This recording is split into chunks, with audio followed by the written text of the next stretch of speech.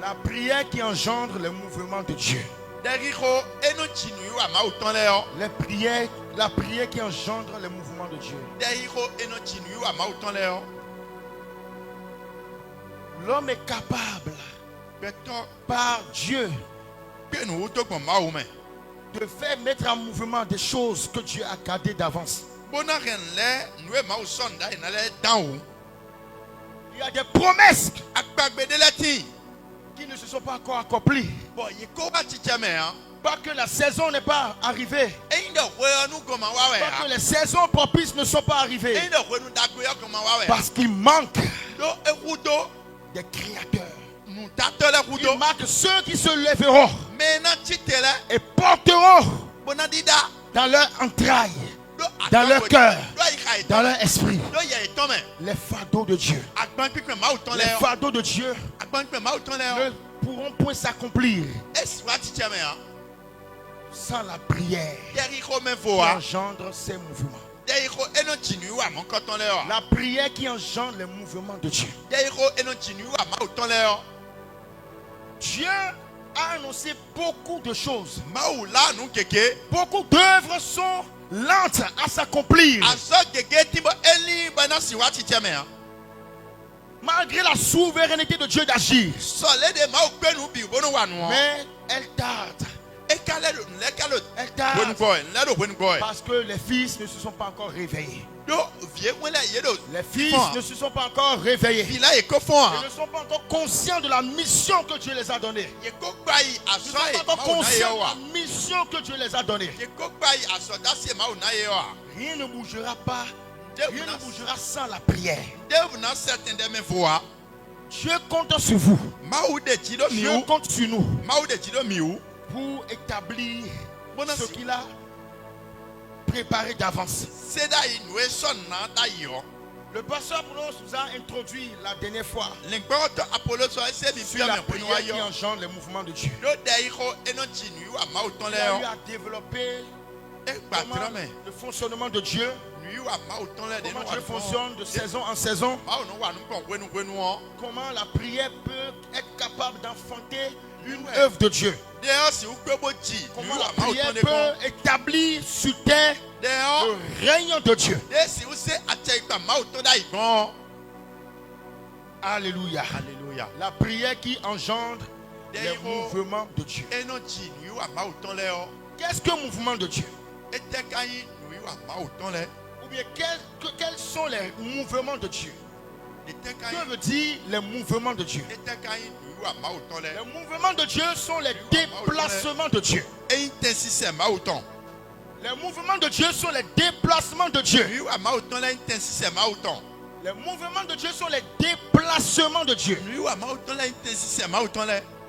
Les mouvements de Dieu sont les déplacements de Dieu dans l'univers. L'univers est le monde qui a été créé par Dieu. L'univers est le globe qui a été créé par Dieu. Et ici, l'univers dont je parle est en réalité un globe à deux dimensions. Il y a la dimension invisible de l'univers et la dimension visible de l'univers.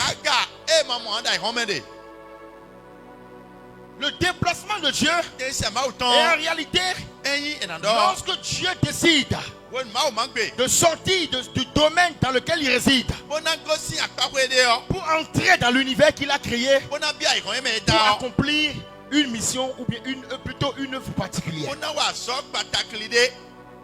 Les mouvements de Dieu sont les déplacements de Dieu dans le monde spirituel et dans le monde physique. C'est-à-dire, on ne parle pas de mouvement de Dieu sans une représentation de Dieu dans le spirituel et dans le physique.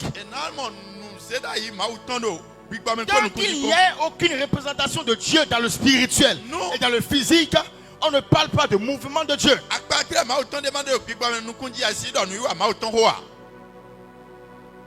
Tant qu'il n'y a pas une représentation de Dieu qui se trouve dans le spirituel, dans le physique, ne parle pas de son mouvement.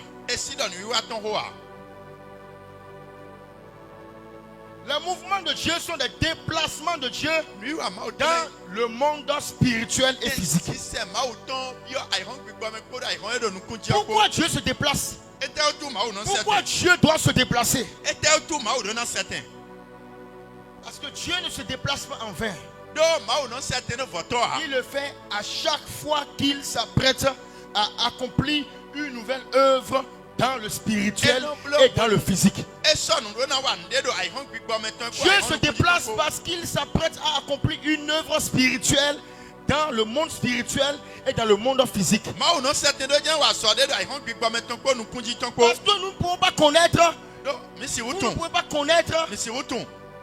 la prière qui engendre les mouvements de Dieu si vous ne maîtrisez pas le fonctionnement de Dieu. Si vous ne maîtrisez pas le fonctionnement de Dieu, il est impossible de connaître comment prier pour engendrer un mouvement de Dieu. Si vous ne connaissez pas comment Dieu fonctionne,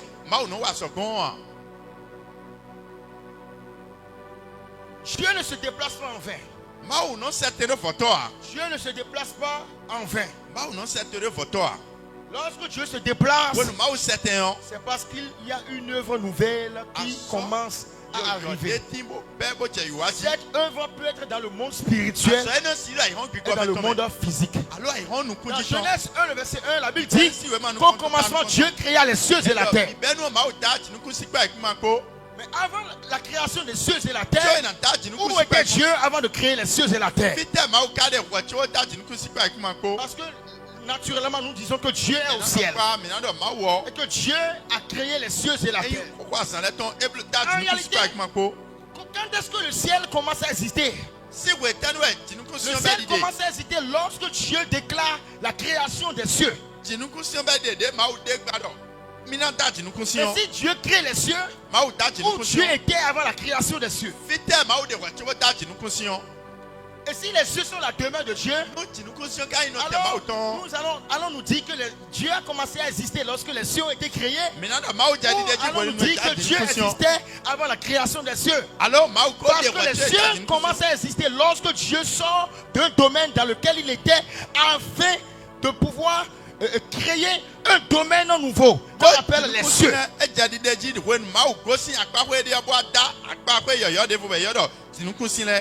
Dieu créa les cieux et la terre. Les cieux représentent le monde spirituel. La terre représente le monde physique. Dieu n'habite pas dans le monde spirituel. Dieu n'habite pas dans le monde physique. Dieu se représente dans le monde spirituel et se représente dans le monde physique. Mais quand est-ce que... C'est-à-dire, si Dieu créa les cieux et la terre, si Dieu créa le monde spirituel et le monde physique, où il était? Où était-il avant la création de ces deux mondes?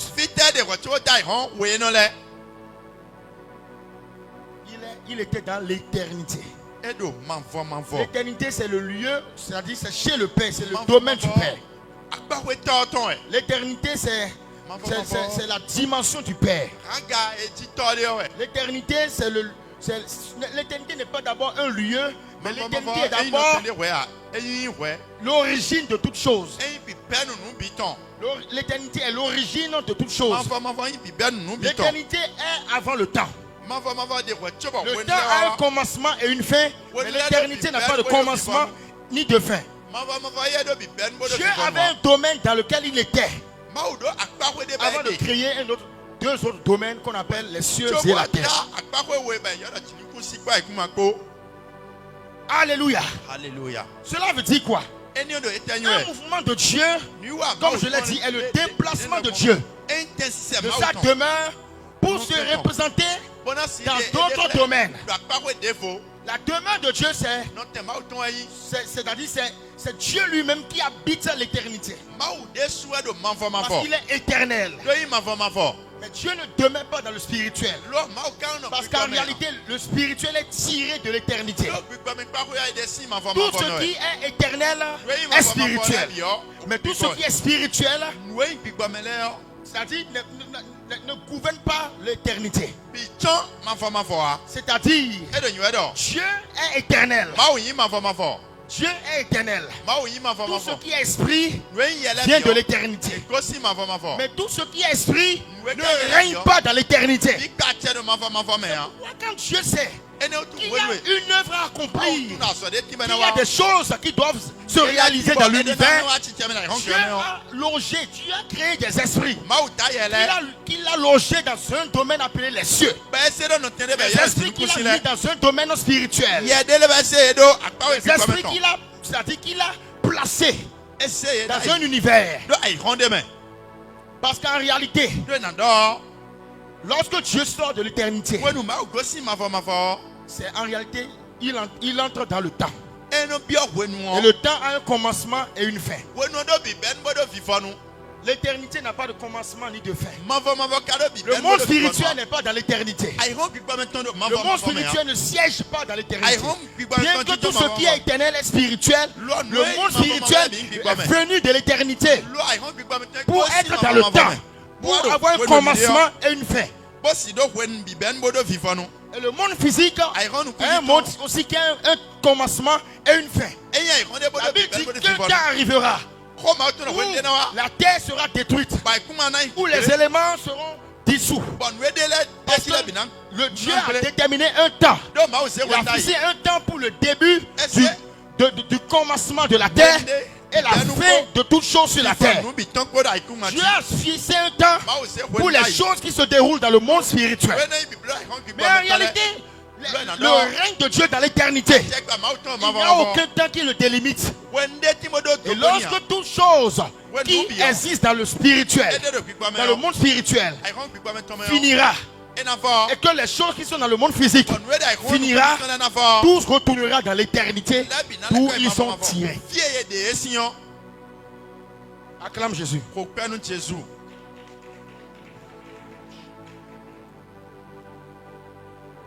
Ainsi, nous comprenons que Dieu n'habite pas dans les cieux ni dans le physique.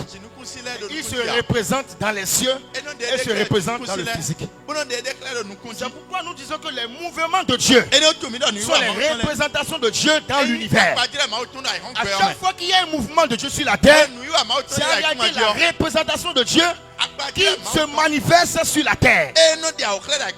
Lorsque Dieu se meurt, lorsque Dieu se met en mouvement, c'est en réalité la manifestation d'une œuvre qui le représente. Parce qu'en réalité, Dieu, la sagesse de Dieu est tellement grande que Dieu a subdivisé sa sagesse en des choses qu'on appelle les œuvres. La Bible dit que la sagesse de Dieu est justifiée par ses œuvres. La sagesse de Dieu est justifiée par ses œuvres. Cela veut dire Dieu étant esprit, Dieu étant éternel, personne ne peut l'apercevoir s'il ne le discerne pas par ses œuvres.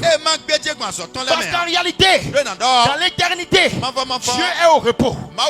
Mais dans le temps, Dieu est en plein travail. Dieu est en pleine œuvre. Parce que la sagesse de Dieu n'est pas réservée à l'éternité. Mais la sagesse de Dieu est en réalité réservée dans le temps. Et c'est dans le temps que Dieu se meut. Parce que quand il s'agit de l'éternité, on ne pourra plus parler du mouvement de Dieu. Parce que dans l'éternité, Dieu ne bouge pas. Dans l'éternité, Dieu ne change pas. Dans l'éternité, Dieu est toujours stable. Dieu ne change pas sa dimension lorsqu'il est éternel. Parce qu'il est celui qui suit. Il est celui qui était, qui est et qui vient. Alléluia. Mais Dieu change ses systèmes, son fonctionnement lorsque nous entrons dans le temps. Dieu se déplace lorsqu'il manifeste une œuvre dans le spirituel et dans le physique. C'est ça le déplacement de Dieu. Quand on parle du mouvement de Dieu ou bien des mouvements de Dieu, nous sommes en train de parler en réalité des œuvres de Dieu. Les œuvres que Dieu fait, c'est-à-dire les œuvres que Dieu réalise. Chaque mouvement de Dieu est une œuvre de Dieu qui s'établit. Chaque œuvre de Dieu est en réalité une portion de la sagesse de Dieu.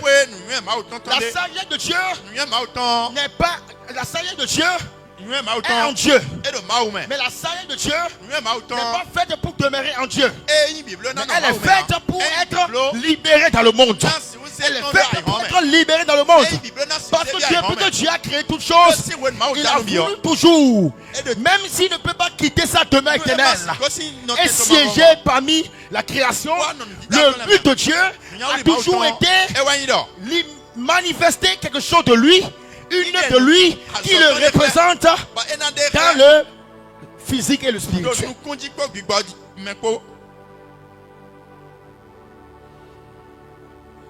Dieu a toujours voulu qu'il y ait quelque chose de lui dans l'univers qu'il a créé. Pourquoi toutes choses ont été créées par la parole? Cela veut dire que derrière les créations se trouve la parole qui est cachée derrière elle. La prière qui engendre le mouvement de Dieu veut dire il est possible que les hommes soient dotés d'une capacité que Dieu les a donnée de pouvoir amener Dieu à se représenter, à se représenter dans l'univers. La prière qui peut amener Dieu à établir sur terre, à établir dans les cieux et sur la terre sa sagesse. La prière qui amènera Dieu à sortir une œuvre de l'invisible à la manifester dans le visible.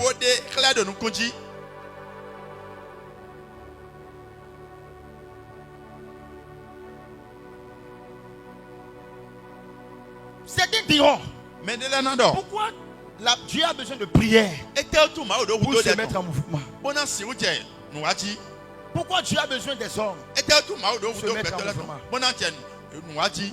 La souveraineté de Dieu n'annule pas le travail des hommes. Parce qu'en réalité, dans les méthodologies de Dieu, les œuvres de Dieu n'ont jamais été manifestées sans l'intermédiaire du Fils. Je vais expliquer cela dans l'enseignement. Je ne fais rien sans les hommes. Dieu est souverain. Cela veut dire qu'il ne dépend pas de l'homme, des œuvres de l'homme, dans les manifestations de l'œuvre de Dieu. Dieu a toujours choisi les hommes depuis les temps anciens, de saison en saison, pour accomplir son œuvre. C'est pourquoi la Bible dit que Dieu a donné à l'église la sagesse infiniment variée de Dieu. L'église a reçu une mission de manifester la sagesse infiniment variée de Dieu. La sagesse de Dieu est éternelle. Mais dans la manifestation des œuvres de Dieu, la sagesse de Dieu ne se manifeste plus éternellement. Lorsque Dieu commence à se faire mouvoir, mais la sagesse de Dieu commence à se manifester de saison en saison. Parce qu'en réalité, le déplacement de Dieu, l'œuvre de Dieu n'est pas dans l'éternité. Car dans l'éternité, c'est le repos de Dieu. L'éternité, c'est le repos de Dieu. Mais lorsque les œuvres de Dieu sortent de l'éternité, c'est la manifestation de la sagesse de Dieu. Et lorsque Dieu commence à œuvrer dans le temps, nous commençons à compter les saisons. Les œuvres de Dieu deviennent dans saison par saison. Nous sommes dans une saison où Dieu veut libérer des mouvements. Il y a un mouvement de l'esprit qui est prêt à s'accomplir. Il dit, il y a une porte qui a été ouverte dans les cieux. Il y a dans le monde spirituel des choses que Dieu a libérées qui sont maintenues, qui sont gardées dans le spirituel. Et Dieu veut des hommes spirituels qui se lèveront en prière. Parce que Dieu donnera les clés du royaume à ceux qui se lèvent et qui savent dans leur conscience que l'ouverture des portes des cieux ne dépend pas seulement de la divinité, dans les cieux, mais dépend des fils de Dieu, qui sont des humains et qui portent dans leur esprit la divinité, capables d'ouvrir les portails divins et d'amener les dispensations, d'amener les mouvements que Dieu a réservés dans les cieux. Où sont ces hommes? Il dit, avant la manifestation de la puissance, il y a un mouvement de l'esprit qui la précède.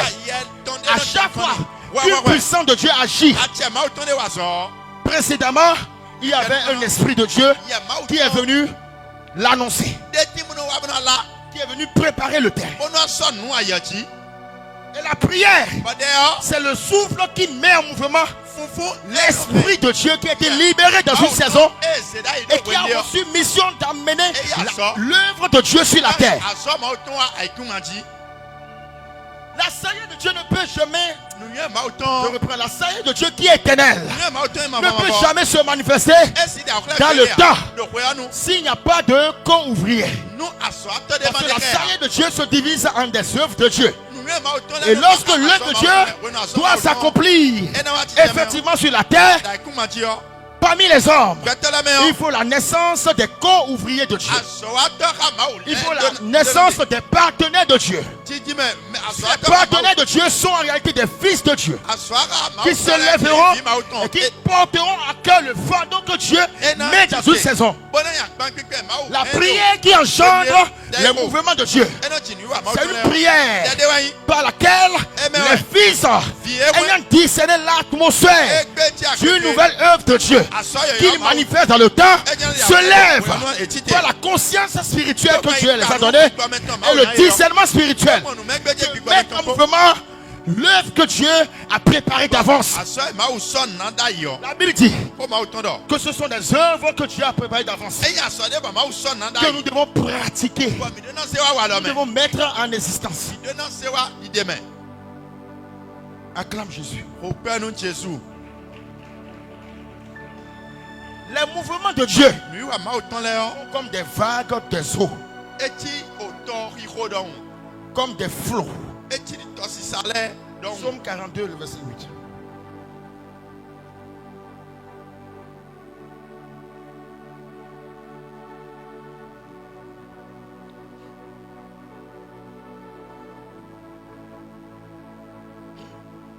Psaume 42, verset 8.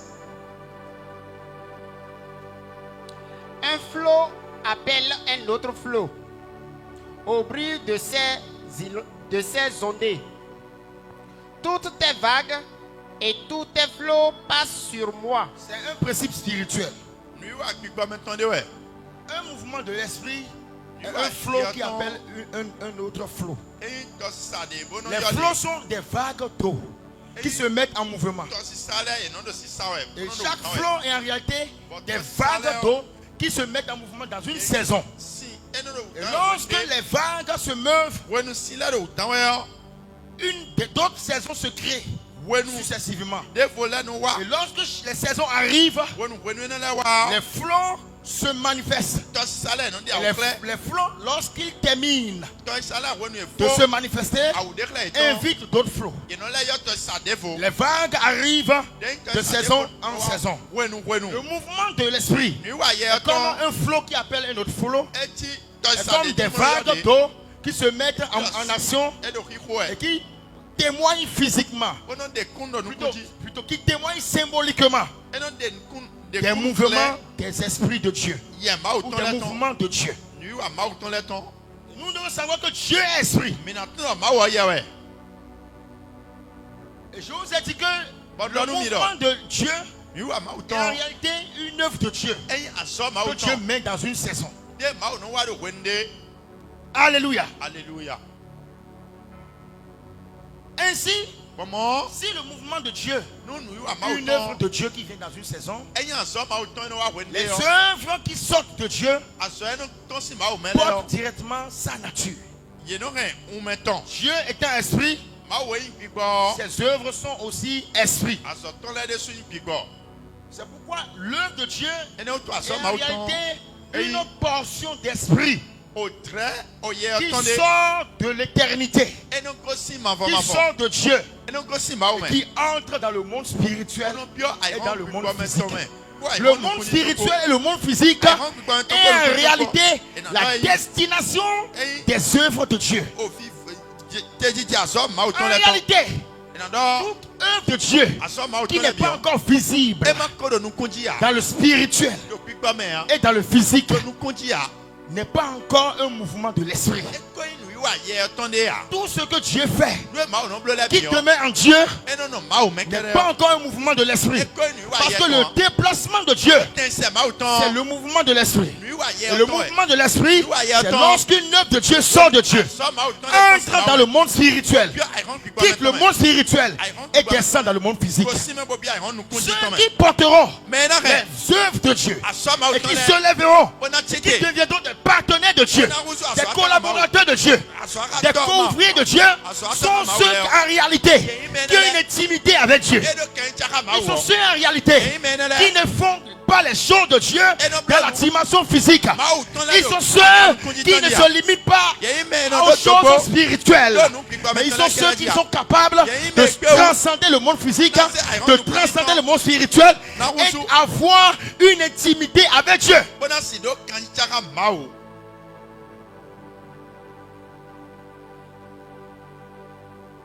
Dieu est au-dessus du spirituel et du physique.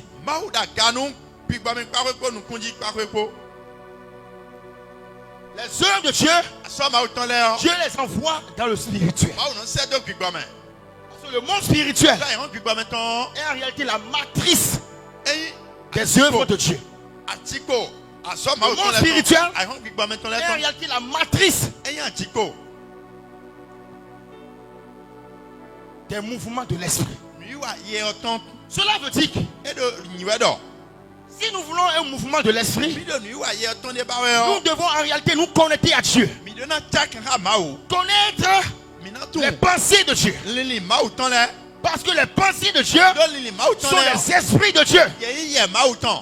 La source première des pensées de Dieu n'est pas d'abord le monde spirituel, mais il est la source première des pensées de Dieu et des esprits de Dieu est d'abord l'éternité. Parce que c'est de l'éternité que Dieu se déplace. C'est de l'éternité que Dieu se met en mouvement et entre dans le spirituel avant de venir dans le physique. Les vagues et les flots ne quittent pas directement le spirituel. Parce que le spirituel n'existe pas de lui-même. Le spirituel en réalité vient de l'éternité. Il a voulu qu'il y ait une matrice, une intermédiation entre l'éternité et le physique. L'intermédiation entre l'éternité et le physique, c'est le monde spirituel. Le monde spirituel est en réalité l'assemblée des cieux. Le monde spirituel est en réalité là où se situe le réservoir d'onction, le réservoir de dispensation de Dieu.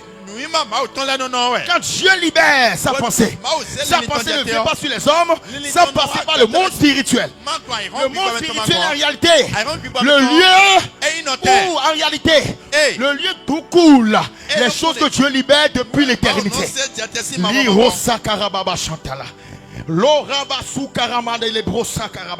Il dit, personne ne peut accéder au secret de Dieu, aux choses de l'éternité, aux choses spirituelles, s'il a une intimité avec le Père.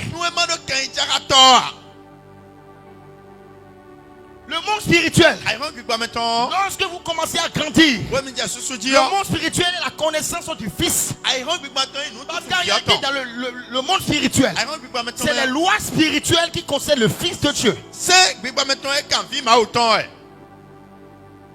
Mais la volonté du Père, la volonté de Dieu ne se trouve pas d'abord dans le monde spirituel. Il vient du Père. Il vient de l'éternité. D'où vient toute chose.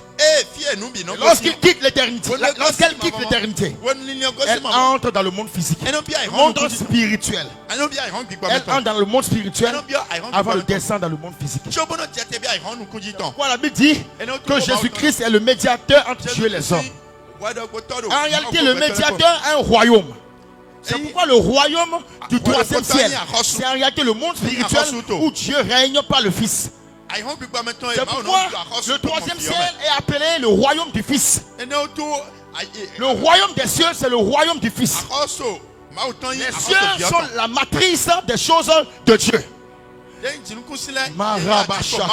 Quand Dieu libère ces choses, quand Dieu libère un mouvement de l'esprit, les mouvements de l'esprit ne viennent pas d'abord dans le physique.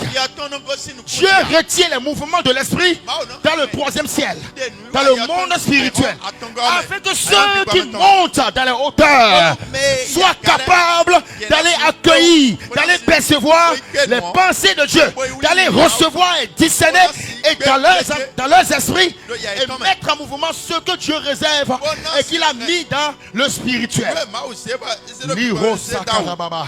Il y a une médiation entre Dieu et les hommes. C'est là où règne le Fils. Le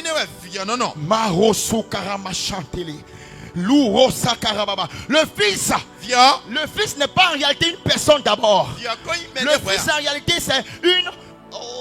Le Fils n'est pas d'abord une personne.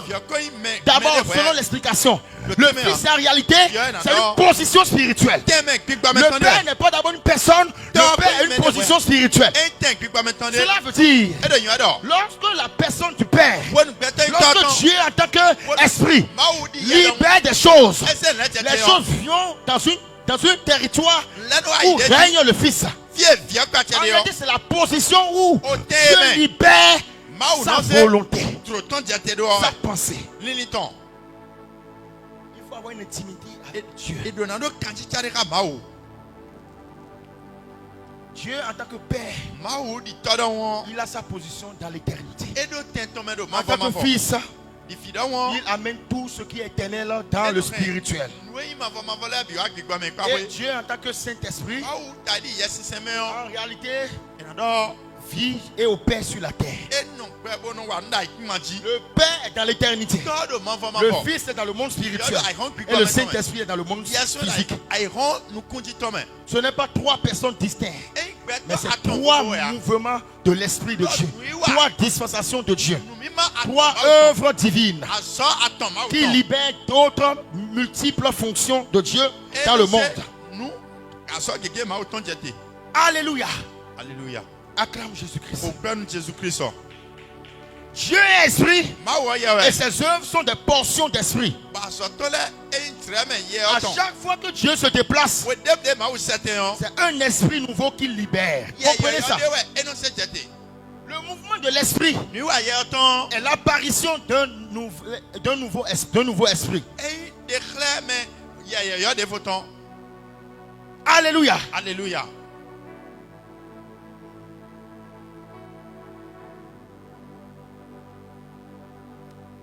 Genèse 1, le verset 2.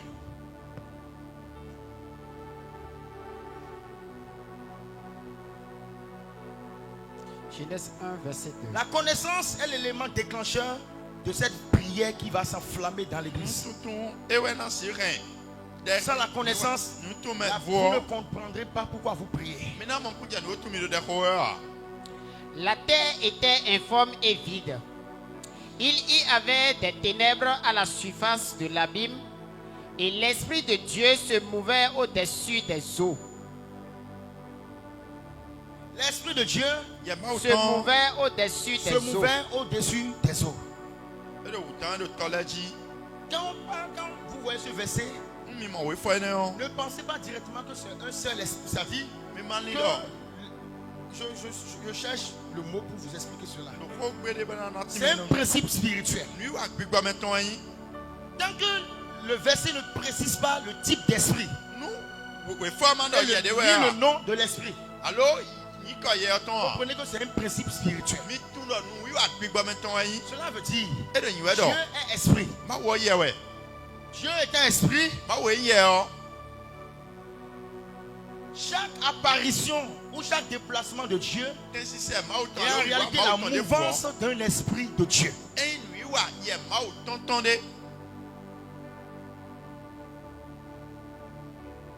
Dieu est esprit.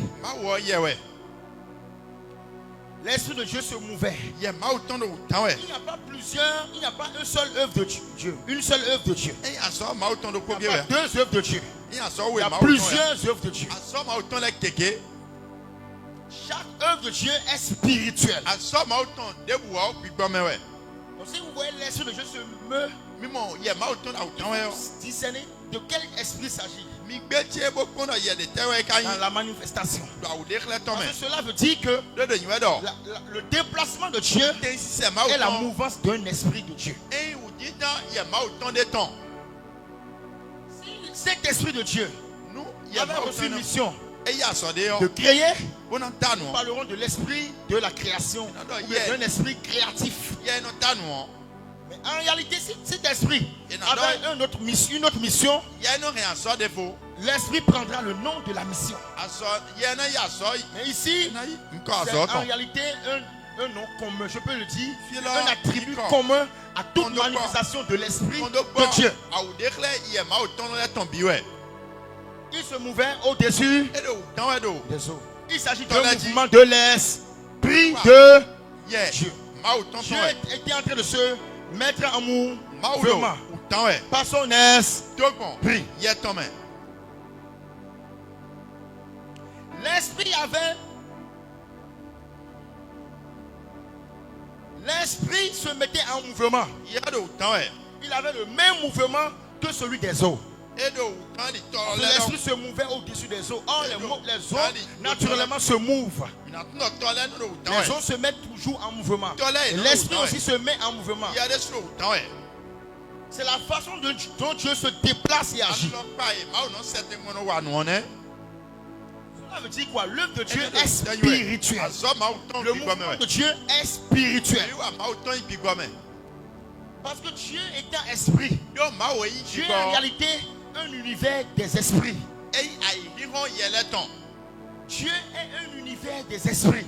Dieu est en réalité un royaume. Dieu est en réalité une nation spirituelle. Il est en réalité le géniteur des esprits. Il est le père des esprits.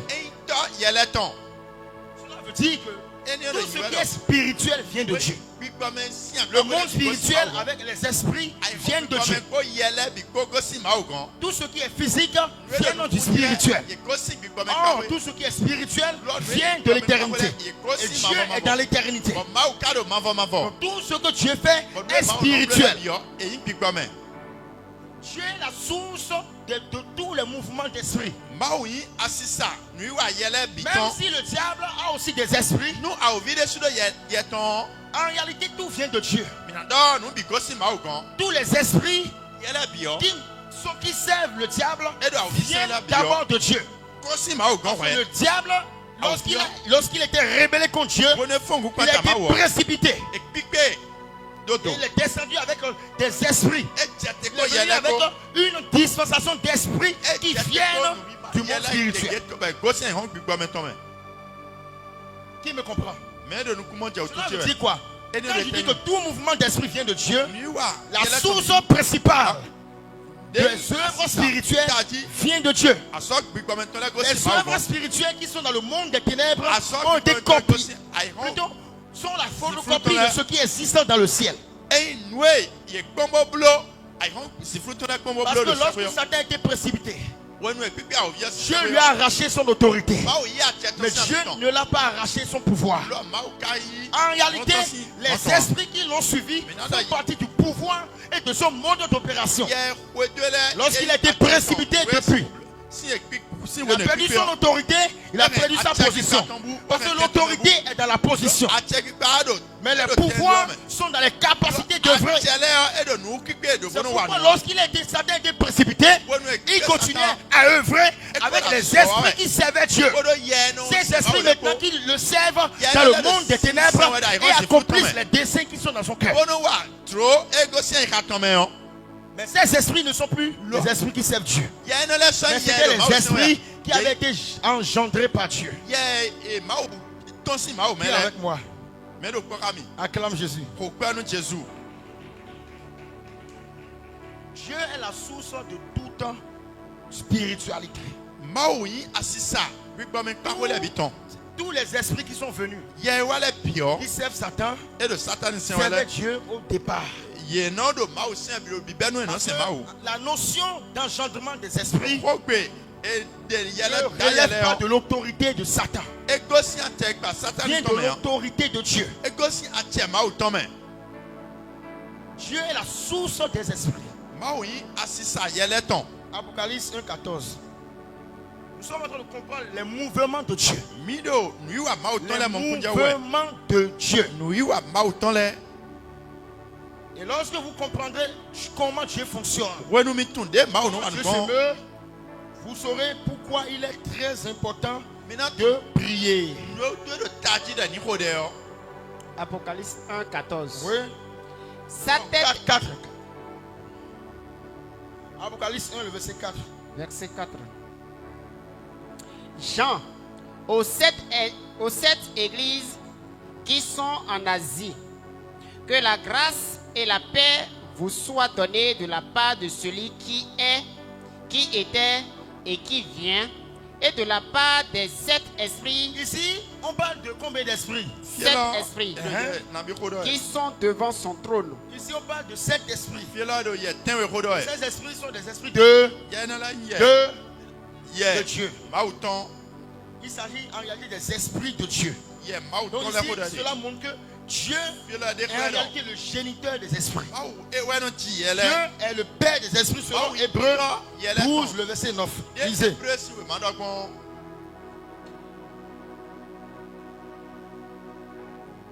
Hébreux 12, 9. Hébreux 12, verset 9. D'ailleurs, puisque nos pères selon la chair nous ont châtiés et que nous les avons respectés, ne devons-nous pas, à bien plus forte raison, de nous soumettre au Père des esprits, au Père des esprits, oui, pour avoir la vie? Alléluia. Amen. Ici on parle du Père des esprits. Ici on parle de Dieu, qui est le Père de tous les esprits. Cela veut dire que chaque mouvement de l'esprit de Dieu est en réalité la manifestation ou la représentation de Dieu. Dieu lui-même ne peut pas se déplacer en personne. C'est pourquoi il crée des mouvements de l'esprit. Et les mouvements de Dieu sont en réalité les esprits de Dieu qui viennent fonctionner de la part de Dieu pour une œuvre particulière. À chaque œuvre de Dieu se manifeste un esprit particulier. Parce qu'en réalité, l'esprit particulier est l'esprit qui représente l'œuvre tangible que Dieu s'apprête à faire dans la saison. Alléluia. Alléluia. Acclame Jésus. Et vous devez savoir qu'à chaque fois que Dieu éprouve le désir d'apporter de nouvelles choses dans le monde spirituel et physique, je l'ai dit, il se met en mouvement. Il se met en mouvement car les choses qu'il fera ne sont pas réservées pour l'éternité. Les œuvres de Dieu ne sont pas. Les œuvres de Dieu sont éternelles. Parce que Dieu est éternel. Mais les œuvres de Dieu ne sont pas réservées pour l'éternité. Mais les œuvres de Dieu sont des puissances éternelles que Dieu limite dans le temps. Que Dieu limite dans le temps. Le temps passera. Mais comme les œuvres sont éternelles, les œuvres retourneront en Dieu. Parce qu'ils viennent de Dieu. Mais le temps passera. Et les choses qui sont physiques passeront. Les choses qui existent passeront. Mais tout ce qui demeure éternel demeure éternel. Les œuvres de Dieu sont éternelles parce que la fin d'une saison ne marque pas la fin d'une œuvre de Dieu. La fin d'une saison ne marque pas la fin d'une œuvre de Dieu. L'œuvre de Dieu qui a été manifestée dans la saison, qui a pris fin, ne continue pas dans la même saison. L'œuvre qui a, je reprends, l'œuvre de Dieu qui a été manifestée dans la saison qui prend fin, ne continuera plus dans la saison suivante. Parce que dans la saison suivante, une œuvre nouvelle de Dieu arrive.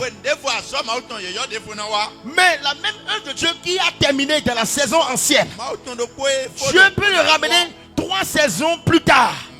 Dieu peut le ramener 3, ça dit après 3 saisons. Dieu peut le ramener après 4 saisons. Ou après 2 saisons. Parce que les œuvres de Dieu sont des esprits. Les saisons sont des temps dans le spirituel. Les saisons sont des univers ou bien plutôt des temps dans le spirituel.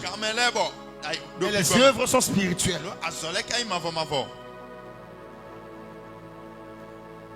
Et les œuvres viennent de l'éternité. Ils peuvent revenir parce qu'ils sont des esprits. Elles peuvent revenir parce qu'elles sont des esprits vivants de Dieu. Acclame Jésus-Christ.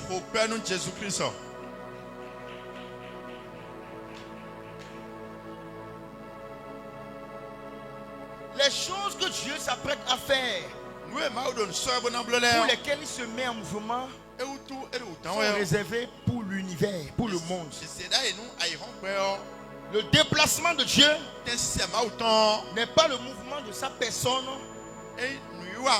direct.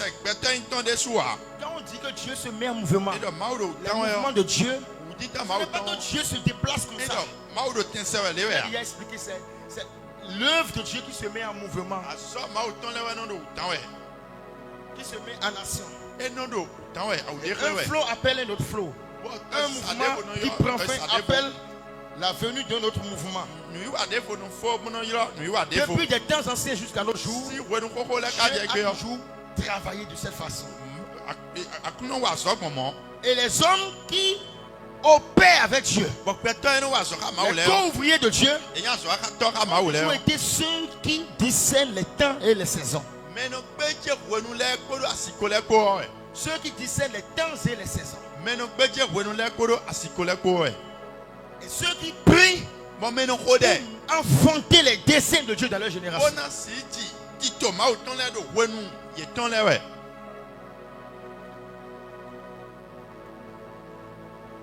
Lisez Psaume 92, verset 6.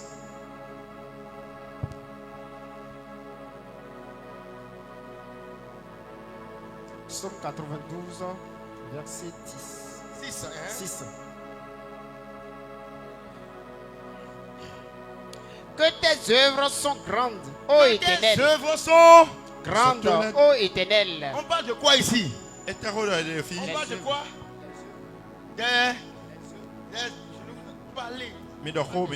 On parle de quoi ici? Des œuvres de Dieu. Reprends. Que tes œuvres sont grandes, que tes œuvres sont grandes, ô Éternel. Que tes pensées sont profondes. Que tes pensées sont profondes. Il y a un lien avec œuvre et pensée. Une œuvre de Dieu est une pensée de Dieu. Et une pensée de Dieu est un esprit de Dieu. Une œuvre de Dieu est une pensée de Dieu. Et une pensée de Dieu est un esprit de Dieu. La pensée en réalité est un esprit. Une œuvre de Dieu est une pensée de Dieu. Une pensée de Dieu est un esprit de Dieu.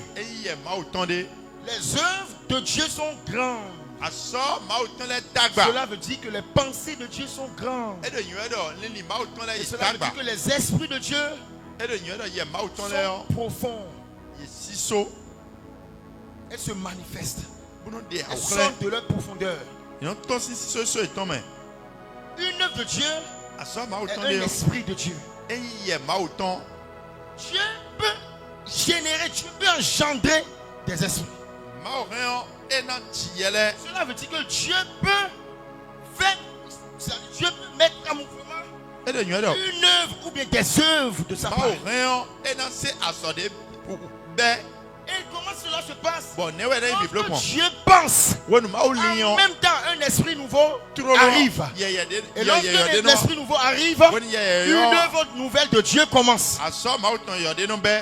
Mais pour que les pensées de Dieu arrivent à exécution sur la terre, il faut des hommes prophétiques, il faut des hommes de prière, des hommes spirituels qui se lèveront et qui iront sonder ce que Dieu pense dans son intimité. Ils iront connaître la pensée de Dieu parce qu'ils savent que la pensée de Dieu est un esprit de Dieu. Un esprit de Dieu est une œuvre nouvelle de Dieu. Cela veut dire lorsque nous montons dans le royaume des pensées de Dieu, le royaume où se trouvent les pensées de Dieu, et que nous arrivons à percer un esprit, les pensées de Dieu, nous venons avec quoi? Nous venons avec les esprits de Dieu. Qui me comprend? Acclame Jésus. Et ceux qui portent, qui captent les pensées de Dieu sont appelés des hommes prophétiques.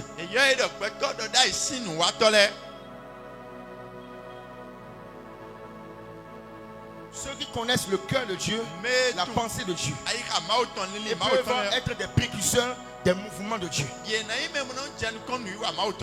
Les intermédiaires entre les cieux et la terre. Parce que entre l'éternité et la terre, le Fils de Dieu qui est dans les cieux est le médiateur entre l'éternité et le monde physique. Mais les médiateurs entre le monde spirituel et le monde physique sont les fils de Dieu, sont les prophètes de Dieu. Et vous êtes ces prophètes. Psaume 104, verset 24. Psaume 104, verset 24. Que tes œuvres sont grandes en nombre. Ici on parle du nombre des œuvres de Dieu. Que tes œuvres sont en grand nombre, ô Éternel. Tu les as toutes faites avec sagesse. La terre est remplie de tes biens. On parle en réalité des œuvres de Dieu qui ont été faites par là, ça.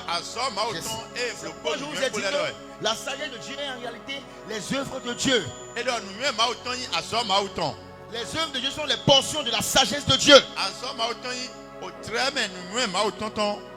Et si les œuvres de Dieu sont des pensées de Dieu, et que les pensées de Dieu sont des esprits de Dieu, nous comprenons par là, par le verset de Psaume 104, verset 24, que les œuvres de Dieu sont aussi des biens que Dieu disperse sur la terre. Les œuvres de Dieu sont des biens que Dieu envoie sur la terre. Les biens spirituels. Ainsi, nous comprenons dans Psaume 104, verset 24, que les œuvres de Dieu sont nombreuses, que les mouvements de l'esprit sont nombreux, que les esprits de Dieu sont nombreux et qui sont proportionnels aux œuvres de Dieu. Le nombre des esprits de Dieu qui se manifestent en une saison est en réalité le même nombre des œuvres que Dieu fait en une saison. Une saison peut avoir plusieurs œuvres de Dieu. Cela veut dire que lorsque nous nous mettons en intercession, nous pouvons libérer dans l'atmosphère plusieurs œuvres de Dieu dans une même saison. Acclame Jésus.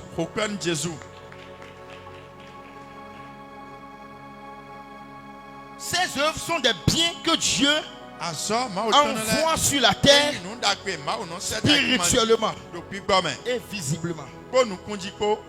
Chaque mouvement de Dieu est la manifestation d'un esprit de Dieu. La manifestation d'un esprit de Dieu dans le spirituel et le physique. Nous comprenons par là que les œuvres de Dieu sont des dons de Dieu. Et les dons de Dieu sont les biens de Dieu. Et c'est là nous parlons de dispensation. Parce qu'un seul mouvement de l'esprit peut apporter plusieurs œuvres de Dieu. Parce qu'un mouvement de l'esprit est en réalité en général ce que Dieu s'apprête à faire.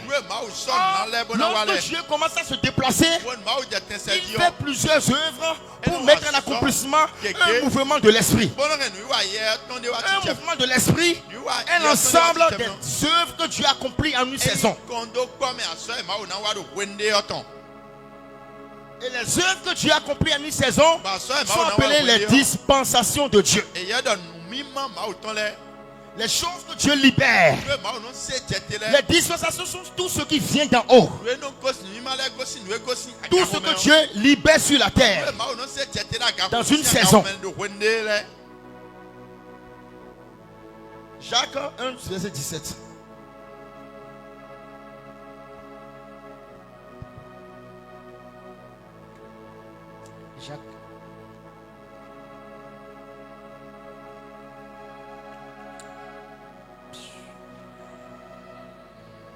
Jacques 1, 17. Oui.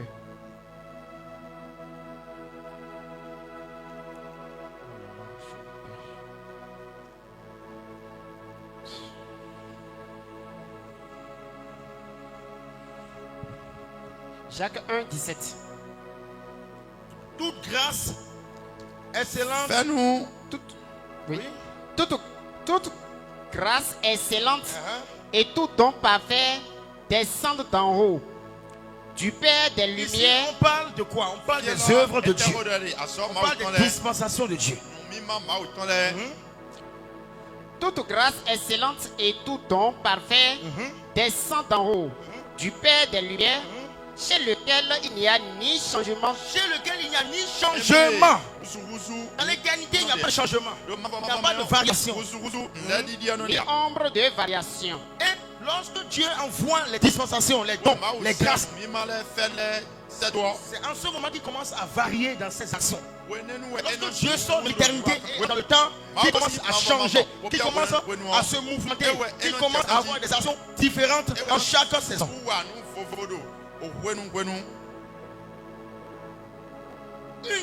Une dispensation, je l'ai déjà dit, est une pensée de Dieu, un esprit de Dieu, une œuvre particulière spirituelle que Dieu envoie sur la terre. Ces dispensations viennent sous forme de flots. Viennent comme des œuvres, comme des mouvements de l'esprit.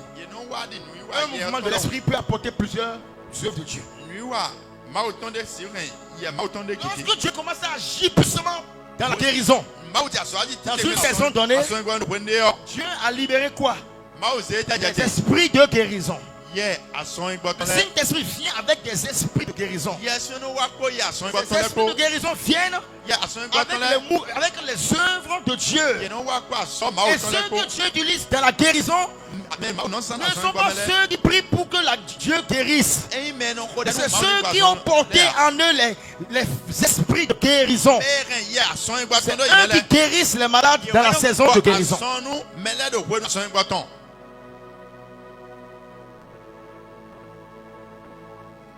C'est ceux qui ont déjà prié avant la saison. Et lorsque la saison est arrivée, ils commencent à porter les desseins de Dieu en eux et les manifester.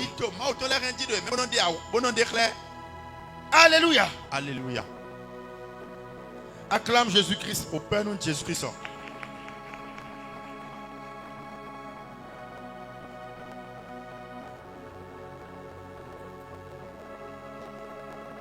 L'Esprit de Dieu qu'il envoie, qu'il engendre, qui est le mouvement qu'il envoie sur la terre, est une atmosphère spirituelle.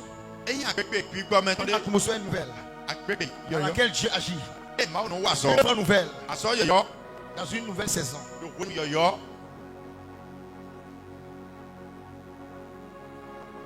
Depuis la nuit des temps, Dieu a établi le principe des mouvements, de ces mouvements. Et ce principe a été établi afin que ceux qui exécutent ce principe, ceux qui mettent en mouvement Dieu, sont les fils de Dieu. Depuis le principe des mouvements de Dieu a démarré sur depuis longtemps, ce sont les fils de Dieu que Dieu utilise comme des intermédiaires par qui les mouvements arrivent dans le spirituel et dans le physique. Et nous devons comprendre que le premier mouvement de l'esprit dans le monde a été manifesté par le Fils de Dieu. Parce qu'en réalité, le Fils de Dieu est le prototype de tous les autres fils de Dieu. Cela veut dire quoi? Tous les autres fils de Dieu ressemblent au Fils de Dieu. Il y a le Fils unique de Dieu et il y a les fils de Dieu. Le Fils unique de Dieu est en réalité le premier représentant de Dieu que Dieu a utilisé pour amener le mouvement de l'esprit dans le monde. Et le premier mouvement de l'esprit dans le monde est la création. Par la création, le Fils de Dieu a amené le mouvement de l'esprit qui était invisible a devenu une réalité physique. Pourquoi?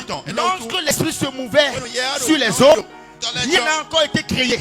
Aucune œuvre n'a encore été manifestée. Parce que tant que ce qui est spirituel demeure dans l'invisible, nous ne parlons pas de l'œuvre de Dieu. L'œuvre de Dieu commence lorsque les choses viennent de Dieu. Lorsque les dispensations viennent de Dieu, traversent le monde spirituel et deviennent une réalité permanente, invisible et tangible sur la terre. Le Fils de Dieu est celui que Dieu a utilisé pour que le mouvement de l'esprit qui se passait dans l'invisible, qui se passait au-dessus des eaux, devienne une réalité dans le visible. C'est pour la Bible dit qu'au commencement Dieu créa. Non. La Bible dit dans Jean 1 que Dieu a tout fait par la parole. La parole est la lumière par laquelle Dieu a tout fait. Dieu dit que la lumière soit. Et la lumière fut. En réalité, le Fils est celui qui change les choses invisibles en choses visibles. Le Fils est celui qui transforme les desseins de Dieu qui sont dans les ténèbres à devenir des lumières. C'est bon? Acclame Jésus. Colossiens 1,15. Colossiens 1,15.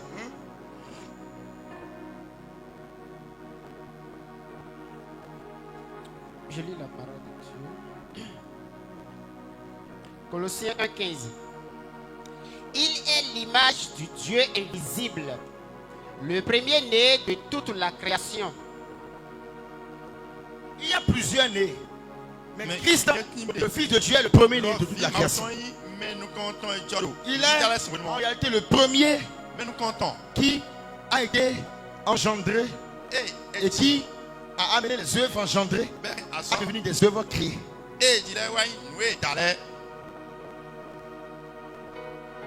Le Fils de Dieu est l'outil de Dieu par lequel les premiers mouvements de l'esprit ont été introduits dans le monde par la parole de la création.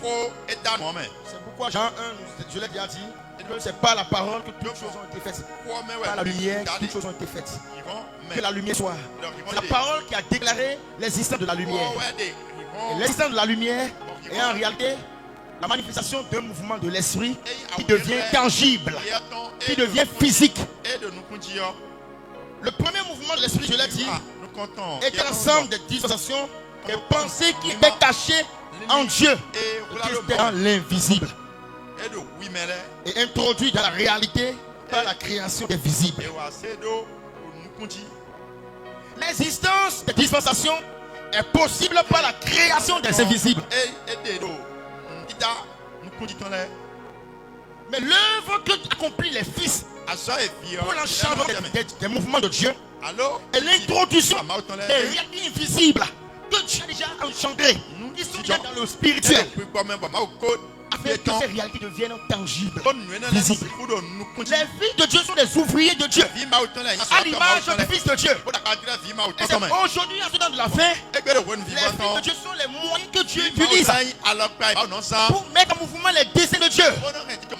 Tout ce que Dieu a déclaré, toute pensée de Dieu, toute manifestation de la puissance qui est à l'invisible, qui est délivrée dans le monde spirituel, ne peut jamais descendre sur terre.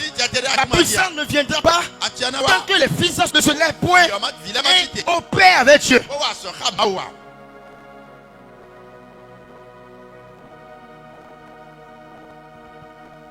La puissance ne descend pas sur terre parce qu'elle a été engendrée.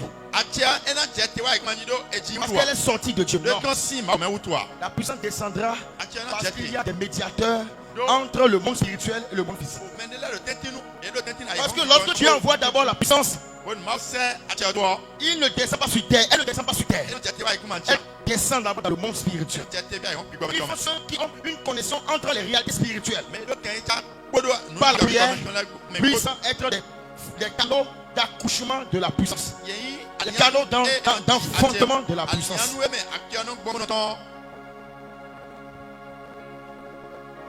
Tous ceux qui sont conduits par l'esprit sont tous des fils de Dieu. Cela veut dire qu'il y a un fils unique de Dieu. Et il y a tous ceux qui sont conduits par l'esprit qui sont les fils de Dieu. C'est-à-dire tous ceux qui sont conduits par l'esprit de Dieu sont ces prophètes, ces hommes prophétiques. Parce que le Fils de Dieu lui-même est le médiateur entre l'éternité et le temps. Le médiateur entre l'invisible de l'éternité et le monde physique. Mais les fils de Dieu qui sont prophétiques sont les médiateurs entre le monde spirituel et le monde physique. Christ est le prophète de Dieu dans le monde. Les fils de Dieu, Christ est un fils de Dieu. Il est le fils unique de Dieu. Je reprends en disant que le Christ, qui est le fils unique de Dieu, est le prophète de Dieu le Père dans le monde. Mais les fils de Dieu, qui sont des fils ressemblant aux fils de Dieu, sont des prophètes du fils de Dieu dans le monde.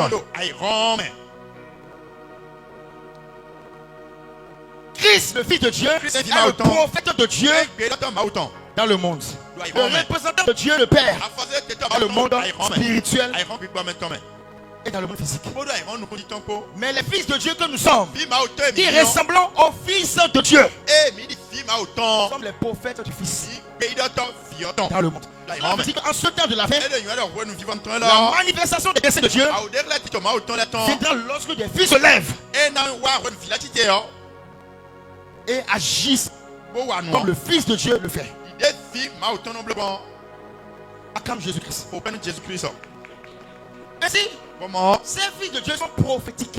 Ils sont conduits par l'Esprit de Dieu. Et de la même manière que Christ, le Fils de Dieu, est la méthode principale de Dieu, par laquelle les premiers mouvements de l'esprit avaient été introduits dans le monde physique. Les fils de Dieu sont aussi des nouvelles méthodologies de Dieu pour libérer les vents de l'esprit, pour libérer les mouvements de l'esprit sur la terre. Dieu est l'élément de Dieu sur cette terre pour mettre en mouvement les pensées de Dieu, pour mettre en mouvement le réveil, pour libérer le réveil. Le réveil que Dieu a annoncé, que Dieu a donné à tout, est déjà donné au Fils. Mais Dieu cherche les fils de Dieu qui se lèveront et qui porteront ce réveil. C'est le réveil tant entendu. Un réveil qui a déjà logé, que Dieu a libéré. Dieu a libéré le réveil dans le monde spirituel. Le réveil qui a dispensé dans le monde spirituel. Mais le réveil ne vient pas sur la terre tant que les fils de Dieu ne se lèvent pas et aillent dans la dimension où se trouvent les choses que Dieu avait déjà libérées. C'est tout ce que nous voulons. Pour le réveil, elle est libérée dans les cieux. Où se trouve le Fils de Dieu. Nous, ce qui nous reste, est en réalité de freiner, plutôt de frayer, d'ouvrir un chemin entre le ciel et la terre, afin que ce qui est au ciel devienne une réalité sur la terre.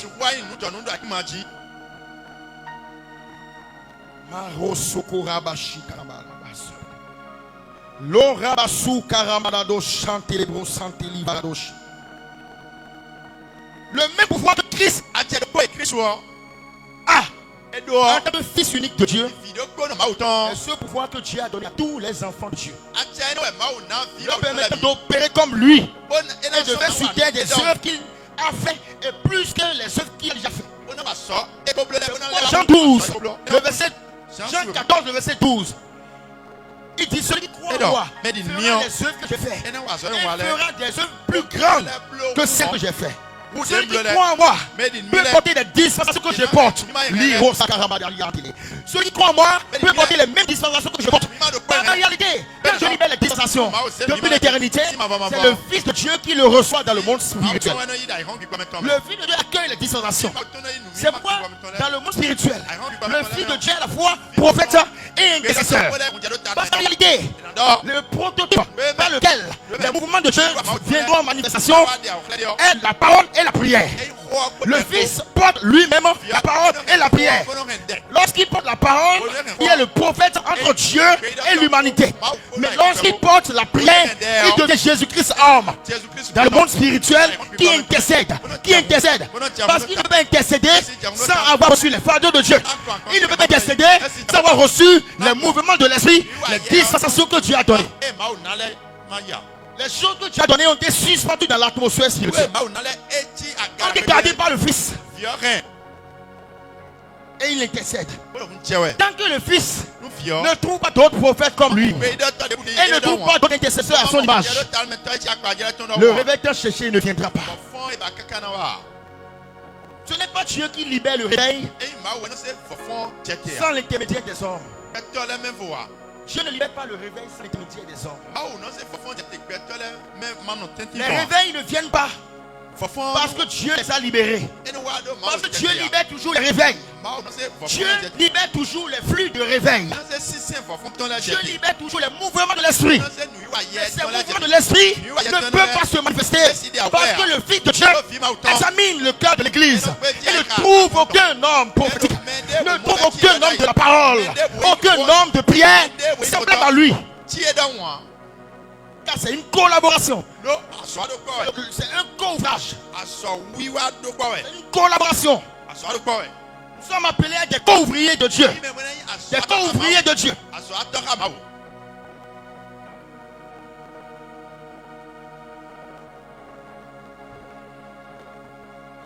Romains 17. La Bible dit que nous sommes héritiers de Dieu et co-héritiers du Fils. Cela veut dire quoi? Le même pouvoir que Dieu donne au Fils, nous l'avons. Ceux qui sont conduits par l'Esprit sont des fils de Dieu. Est-ce que l'Église comprend cet appel? Ceux qui sont conduits par l'Esprit sont des fils de Dieu. Nous sommes capables de faire ce que le Fils de Dieu fait. Si nous sommes prophétiques, c'est-à-dire conduits par l'Esprit de Dieu. Parce qu'en réalité, l'Esprit de Dieu est l'Esprit que Dieu met en mouvement dans la saison. Et c'est cet esprit qui conduit l'Église dans la saison dans laquelle elle se retrouve. Et ceux qui sont conduits par l'Esprit que Dieu libère sont ceux qui sont capables d'amener les désirs de cet esprit dans le monde. C'est eux qui sont les fils de Dieu. C'est eux les bénéficiaires premiers des désirs de Dieu de la terre, sur la terre. C'est eux les intercesseurs prophètes. C'est eux en réalité les sacrificateurs de Dieu. Ceux qui portent les œuvres de Dieu. Parce que le sacerdoce c'est l'œuvre de Dieu. C'est eux qui portent les œuvres de Dieu. C'est eux qui sont les porte-paroles de Dieu. Parce qu'ils ont été connectés aux choses que Dieu libère et qui donne au Fils. 1 Corinthiens 3:9 dit que nous sommes des ouvriers avec Dieu. Nous sommes des ouvriers de Dieu, des co-ouvriers avec Dieu.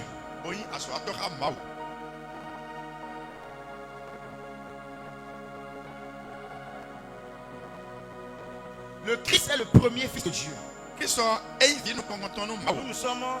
les prémices de ceux qui sont à son image. Nous sommes les premiers qui sont tirés du Fils de Dieu.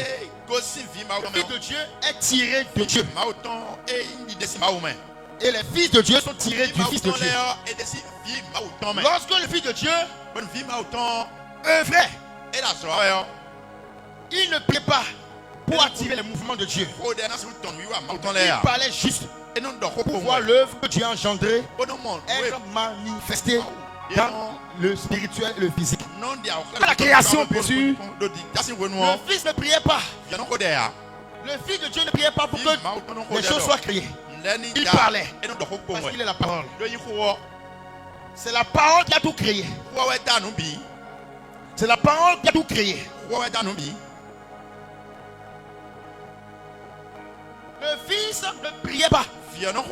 Parce qu'il était un esprit sans porter un corps. Il n'avait pas un corps charnel. C'est pourquoi il ne priait pas. Il parlait. Il faisait naître les mouvements de Dieu. Le Fils créé par la parole prophétique.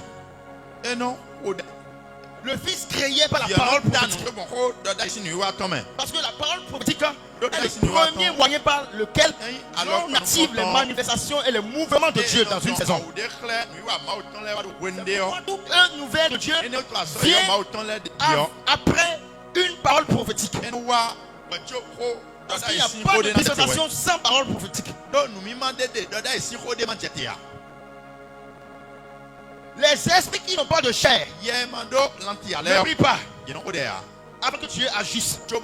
Ils prophétisent de la part de Dieu dont ils sont les messagers, afin que le Dieu pour qui prophétise, il parle, se mette en accomplissement et que ces desseins viennent et se manifestent. Les esprits qui n'ont pas de chair, qui n'ont pas un corps mortel, ne prient pas. Ils parlent et Dieu agisse. Mais lorsque le Christ, le premier fils de Dieu, n'avait pas un corps, lorsqu'il mettait en mouvement Dieu, il parlait et Dieu agissait. Il ne priait pas parce qu'il n'avait pas un corps charnel. Mais lorsque Christ, le premier fils de Dieu, a revêtu un corps physique sur la terre, c'est là qu'il a commencé à prier. Parce qu'en réalité, la prière, c'est le travail des esprits qui portent une chair mortelle. C'est lorsque les esprits portent un corps terrestre, un corps mortel, qu'ils commencent à prier. La prière devient importante. La prière n'est pas le travail des esprits qui n'ont pas de corps charnel. Les esprits qui ont un corps charnel sont ceux qui doivent prier. Lorsque Christ œuvrait, il n'avait pas un corps de péché, il n'avait pas un corps terrestre. Or, nous avons dit que c'est la prière qui engendre les mouvements de Dieu. Mais le Fils de Dieu, qui est le prototype des autres fils de Dieu, ne priait pas avant que Dieu agisse. Avant que Dieu n'agisse. Parce qu'en réalité, il était esprit. Mais le corps qu'il avait n'était pas un corps charnel. La prière devient importante lorsque les esprits prennent une enveloppe corruptible. C'est pourquoi lorsque Christ est entré dans le monde pour la deuxième fois, parce que la première fois lorsque Christ était entré, c'était pour créer. Il avait un corps spirituel. Et lorsqu'il avait un corps spirituel, il ne priait pas parce qu'il était essentiellement spirituel. Il n'avait pas une chair. Mais lorsqu'il rêvait un corps de chair, il commence à prier. Parce qu'en réalité, le corps qu'il a, c'est un corps qui en réalité est ténébreux. Lorsqu'il a pris une forme charnelle sur la terre, pour dire, mais s'il est Dieu, pourquoi il prie encore Dieu? En réalité, c'est un principe spirituel. Lorsqu'il n'avait pas de corps, il parlait. Parce que c'est la parole qui délivre, c'est la parole qui agit. En réalité, premièrement, la méthode première de Dieu n'était pas que les hommes prient d'abord avant que Dieu n'agisse. Non. Au commencement, c'était la prière qui engendrait les mouvements de Dieu. C'était la parole. C'est pourquoi vous allez voir, lorsque Dieu parlait à Adam, lorsque Dieu a créé l'homme et l'introduit dans le jardin, et le format, Dieu lui dit, parle aux animaux, nomme-les. Parle. À chaque fois que tu dois opérer une œuvre, amener un mouvement de l'esprit dans le monde, il suffit de parler homme. C'était l'homme qui était dans le jardin sans la corruption du péché. Mais la prière devient importante lorsque l'homme fait sa communion avec Dieu.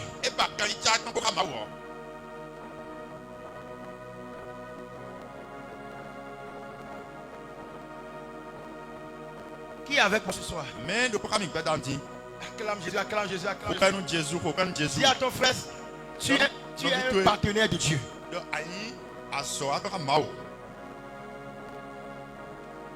Tu es un partenaire de Dieu. Qui comprend? Lorsque le Fils de Dieu était essentiellement spirituel, Il n'avait pas une vie de prière. Parce qu'il est lui-même l'esprit. Il est lui-même la prière. Mais lorsqu'il a porté comme mortel un corps de péché, la prière devient obligatoire. Le premier procédé de Dieu pour engendrer les mouvements de Dieu n'était pas d'abord la prière, c'est d'abord la parole. Mais lorsque l'homme qui porte la parole et qui sépare du Dieu de la parole, la seule technologie qu'il doit adopter pour engendrer les mouvements de Dieu n'est plus la parole. Parce que la parole agit lorsque celui qui parle est en accord avec le Dieu qui parle, le Dieu qui prophétise. Celui qui parle doit être en accord avec le Dieu. Mais lorsque l'homme perd l'accord, est-ce qu'il connaît de ce Dieu? La parole ne peut plus agir. C'est la prière. Oh, Christ a pas péché. Il ne s'était pas séparé de Dieu. Mais Christ a porté un corps qui est semblable à celui des pécheurs. Il a accepté et revêtu la ignominie dans tous les pécheurs qui existent sur la terre. Ainsi, il est soumis aussi dans le temps à la prière. Il est soumis à la prière. Parce qu'en réalité, il est revêtu d'un corps mortel, un corps de péché. Tant que nous sommes dans ce corps charnel, tant que nous sommes dans ce corps d'ignominie, un corps séparé de Éden, la prière devient travail. La prière devient travail. La prière devient travail. Jusqu'à ce que les désirs de Dieu soient enfantés. La parole à elle-même ne suffit pas. Parce que nous ne sommes plus dans la gloire. La Bible nos péchés ont été privés de la gloire de Dieu. La parole agit lorsque celui qui porte la parole se trouve dans la gloire de Dieu. Si l'homme n'est plus dans la gloire de Dieu, ce n'est plus la parole en lui qui crée seulement. Ce n'est plus la parole de Dieu en lui qui crée. Ça perd la gloire de Dieu. L'homme qui perd la gloire de Dieu a besoin de se mettre dans une atmosphère spirituelle, une atmosphère favorable à la manifestation de la parole prophétique. Il faut d'abord que celui qui a perdu la gloire de Dieu crée une atmosphère favorable à la manifestation de sa gloire. C'est là la parole a défait. Acclame Jésus.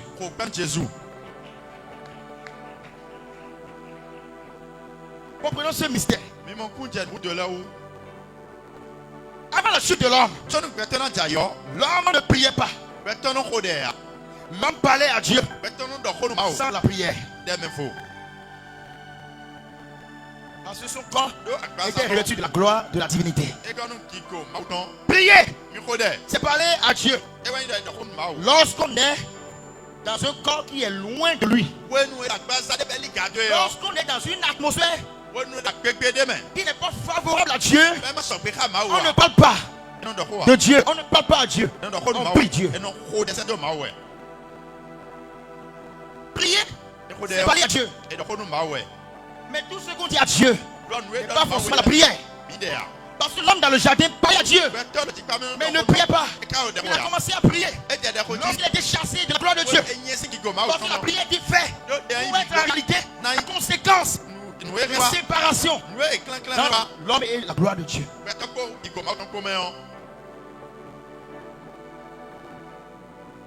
La mort éternelle est la conséquence du péché. Et la prière est la conséquence de la séparation entre l'homme et la gloire de Dieu.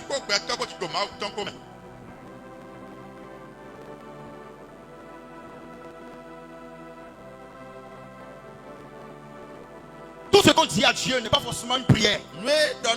Si nous sommes esprits, nous n'avions pas de corps charnel, nous parlerons à Dieu sans prier. Parce qu'en réalité, la prière est un travail. Parler à Dieu, mais pas travail. Parce qu'en réalité, la parole parler à Dieu, c'est un échange de pensée. Celui qui connaît la pensée de Dieu peut parler à Dieu sans passer par la prière. Sans passer par la prière. Mais en réalité, pourquoi nous parlons de la prière lorsqu'il s'agit de communiquer avec Dieu, lorsqu'il s'agit de parler à Dieu? Pourquoi aujourd'hui nous parlons de la prière? Parce qu'en réalité, lorsque l'homme a été séparé de Dieu, il faut travail afin de se reconnecter à Dieu. Mais lorsqu'il était avec Dieu, il parlait librement à Dieu sans aucun travail. Dans le repos de Dieu, c'est pas la pensée que l'on communique avec Dieu. Lorsqu'on est dans le repos de Dieu, c'est pas la pensée que l'on communique. Mais lorsqu'on sort du repos de Dieu et qu'on entre dans le travail, on ne communique plus à Dieu seulement par les pensées, seulement par les paroles. On commence à communiquer à Dieu par les douleurs, par Pas les travaux forcés, pas les travaux difficiles. C'est là que Dieu se manifeste. Lorsque l'homme n'est plus dans le jardin d'Éden, la prière devient travail. La prière devient travail.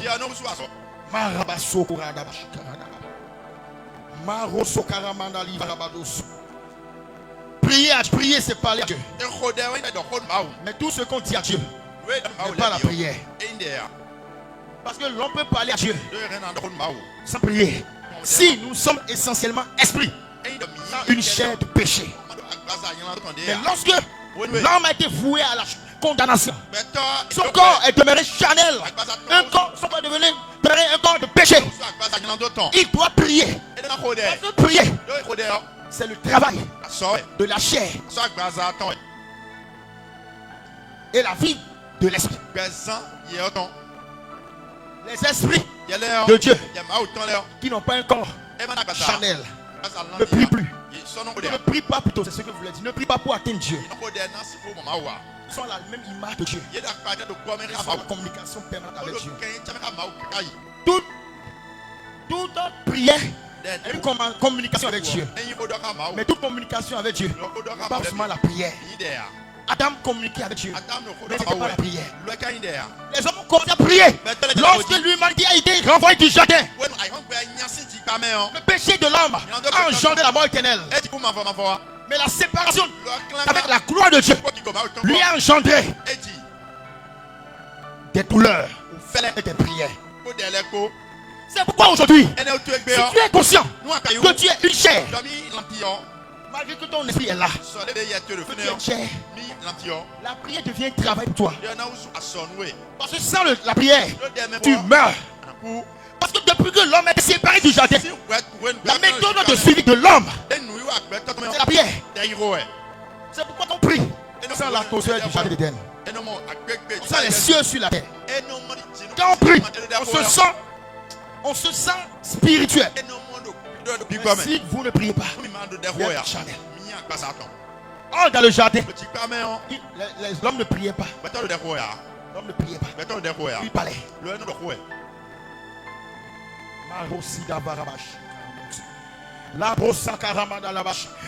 ne priait pas dans le jardin, dans la gloire. Quand la gloire est là, on ne prie plus. On parle. On agit. C'est pourquoi la manifestation de toute gloire, il faut d'abord des hommes de prière. Dans la gloire de Dieu, on ne prie plus. On parle. Pourquoi nous prions maintenant? Nous prions parce que nous avons perdu la gloire de Dieu. Et à chaque fois que nous devons reconnecter à Dieu et vivre dans l'atmosphère de sa gloire, nous devons prier pour vivre encore le jardin d'Éden, pour vivre encore le règne de Dieu sur la terre. Genèse 3:19. Voyons ce mystère. La prière qui engendre les mouvements de Dieu. Prie que cette révélation change la vie de prière de quelqu'un. Genèse 3, verset 19. C'est à la sueur de ton visage, c'est à la sueur de ton front que tu mangeras du pain. C'est à la sueur de ton front que tu mangeras du pain. Jusqu'à ce que tu retournes dans la poussière. Jusqu'à ce que tu retournes dans la poussière. Il a été déterminé un temps. C'est un temps qui a été délimité dans le monde spirituel. Il y a des limites qui ont été fixées à une période. On parle d'une période qui commence lorsque l'homme a un corps charnel. Jusqu'à une période où le corps charnel devient poussière. Car il est poussière et il ira à la poussière. Mais on dit, jusqu'à ce que tu n'ailles à la poussière, il y a quelque chose que tu feras. Tu feras quoi? D'où tu as été. Non, reprenez le verset. Tu feras quoi? Ne coupez pas le flot, ne coupez pas la révélation. C'est à la sueur de ton visage que tu mangeras du pain. Jusqu'à ce que tu dit, c'est à la sueur du flot que tu feras quoi? Tu mangeras du pain.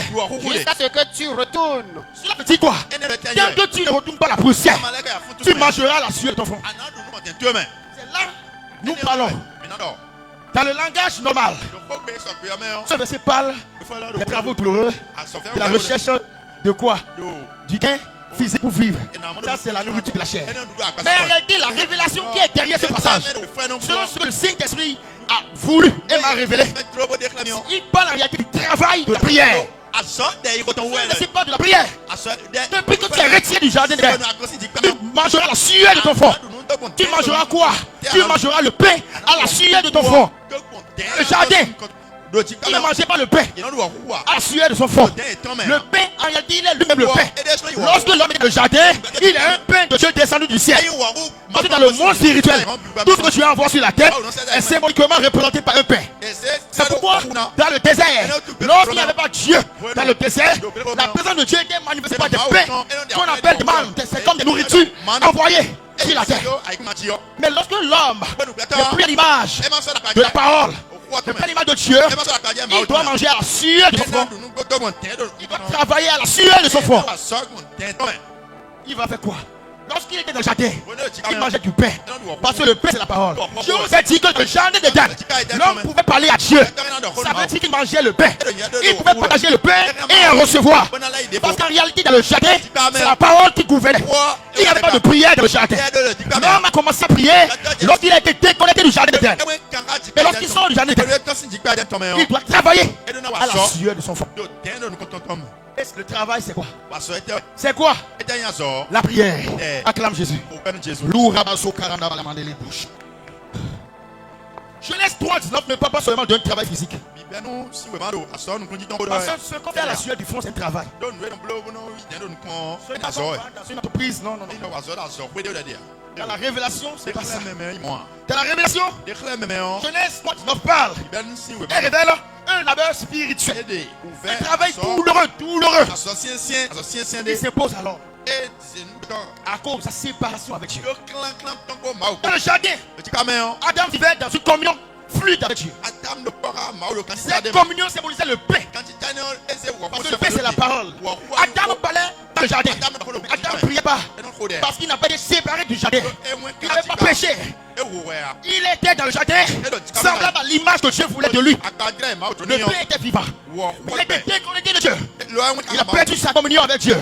Lorsqu'il perd sa communion avec Dieu, il doit manger le pain à la sueur de son front. Cela veut dire quoi? Pour maintenant vivre la parole, pour maintenant prophétiser. Parce que prophétiser, c'est parler, c'est libérer la parole de Dieu. Pour maintenant parler de la part de Dieu. Pour maintenant manger la parole. Pour maintenant avoir des révélations. Parce que la parole est le pain. Le pain représente la révélation de la parole. Pour avoir de nouvelles révélations, il faut qu'il mange le pain. Mais comment il mangera le pain? Il travaillera à la sueur de son front. Et le travail est la prière. Acclame Jésus-Christ. C'est pour une prière que tu fais sans sentir de douleur. Cette prière ne peut pas engendrer des mouvements de Dieu. Je le tiens et je le répète. Toute prière sans douleur ne peut enfanter un réveil. Toute prière sans gémissement ne peut enchanter un mouvement de Dieu. Dieu établit la loi, toi tu veux la changer. Dieu a dit, tout celui qui est hors de la gloire va prier pour que la gloire revienne. On ne prophétise pas en dehors de la gloire de Dieu. Il faut que la gloire arrive pour qu'on mange pain. Pour que la gloire arrive et qu'on mange le pain. Il faut travailler. C'est pourquoi Jésus-Christ, lorsqu'il est entré dans un corps charnel, Jésus-Christ a été sacrifié à la croix. Parce que le sacrifice de Jésus à la croix est un symbolique de la souffrance et de la représentation de la prière. Avant que nous n'ayons du pain cuit, il faut que le pain soit cuit. Christ, c'est le pain de Dieu venu sur la terre. La chair a souffert. C'est pour que nous ayons le pain de vie qui est caché dans le corps de Jésus. C'est pourquoi nous avons vu avant la croix, le pain était sur la terre. Mais personne ne pouvait manger le pain de vie avant la croix. Plusieurs disent je suis le pain de vie, mais pourquoi je dis cela? En réalité, Dieu a prévu que Christ dans la chair aille devant la croix pour que le pain aille vers les nations. La Bible dit dans Hébreu, Hébreu 5 verset 7. Hébreu 5 verset 7. Hébreu 5 verset 7. C'est lui qui, dans les jours de sa chair, on parle de qui ici? On parle de Christ. Le premier fils de Dieu a souffert pour engendrer un mouvement de Dieu. La dispensation de la grâce est venue parce que un homme qui est l'image de Dieu sur la terre avait gémi. Il faisait quoi? Reprends la lecture. C'est lui qui, dans les jours de sa les jours de sa chair, ayant présenté avec de grands cris, il dit avec des cris, bien aimé, tant qu'une prière, tant que tu ne pries pas avec des cris, tu n'es pas en train d'affronter le réveil. Tu n'es pas en train d'affronter des dispensations de Dieu.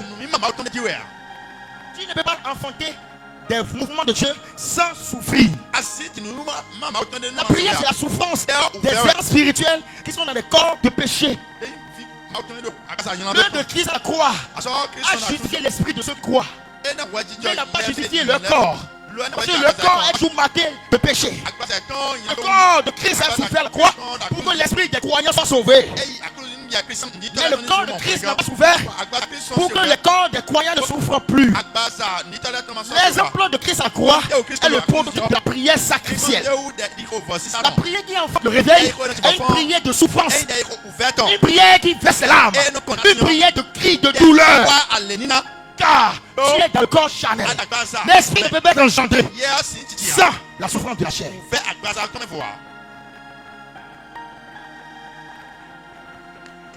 La Bible dit, lorsque lorsque notre homme extérieur est détruit, notre homme intérieur est renouvelé, est vivifié. L'esprit ne peut jamais enfanter un mouvement de Dieu sans la souffrance de l'homme extérieur. L'homme intérieur ne peut jamais se faire mouvoir sans la souffrance. La prière qui enchaîne le mouvement de Dieu est une prière sacrificielle. C'est une prière de souffrance. Le Fils de Dieu est l'exemple qui libère les dispensations. Il a porté un corps physique. Il est allé à la croix. La Bible dit dans les sourds de sa chair, il pleurait, il priait avec de grands cris et des larmes. C'est quoi? En présentant la prière à Dieu. Voulons-nous un mouvement de réveil? Voulons-nous l'infusion de l'esprit?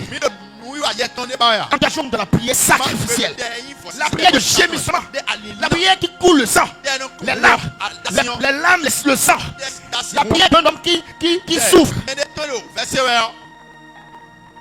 Si tu sais que ton corps doit vivre, si tu sais que ton esprit doit vivre, lorsque ta chair souffre, quand tu te mets dans cette prière, engage-toi dans la prière de souffrance. En même temps, ton esprit se réveille. Et les mouvements de Dieu sortiront de toi. Pas le jeûne imposé à la chair pour la faire souffrir. Pour qu'il participe aux souffrances de Christ à la croix. Afin que l'esprit se réveille. Dit dans Genèse 3:9, il mangera du pain à la sueur de son front. Il cherchera la révélation de la parole, qui est le pain à la sueur de son front. Le pain qu'il a perdu dans le jardin, il ne le retrouvera pas la prière. Le réveil qui a été perdu dans le jardin sera retrouvé par la prière. Sera retrouvé par la prière. Sera retrouvé par la prière. Le mouvement de l'esprit qui est échappé à l'homme par la désobéissance, il le retrouvera par la prière.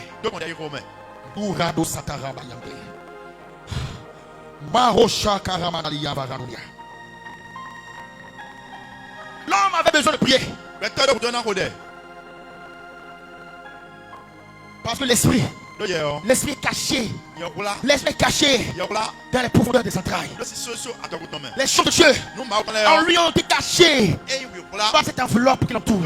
La Bible dit, la création entière soupire dans les douleurs de l'enfance. Pour voir la révélation des filles de Dieu.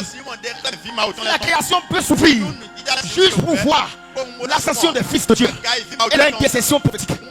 Les filles de Dieu, pour se révéler à la création, sont obligés de souffrir dans le chair. Celui qui refuse de souffrir ne peut pas vivre le réveil. Marado Sokarandalia. Le Seigneur dit, celui qui refuse de souffrir dans sa chair ne peut pas libérer les esprits de Dieu. Celui qui refuse de souffrir dans la prière, il n'est pas en train de prier. Il n'est pas en train de prier. Il part dans le vide. Il a une cymbale qui se retentit dans le vide.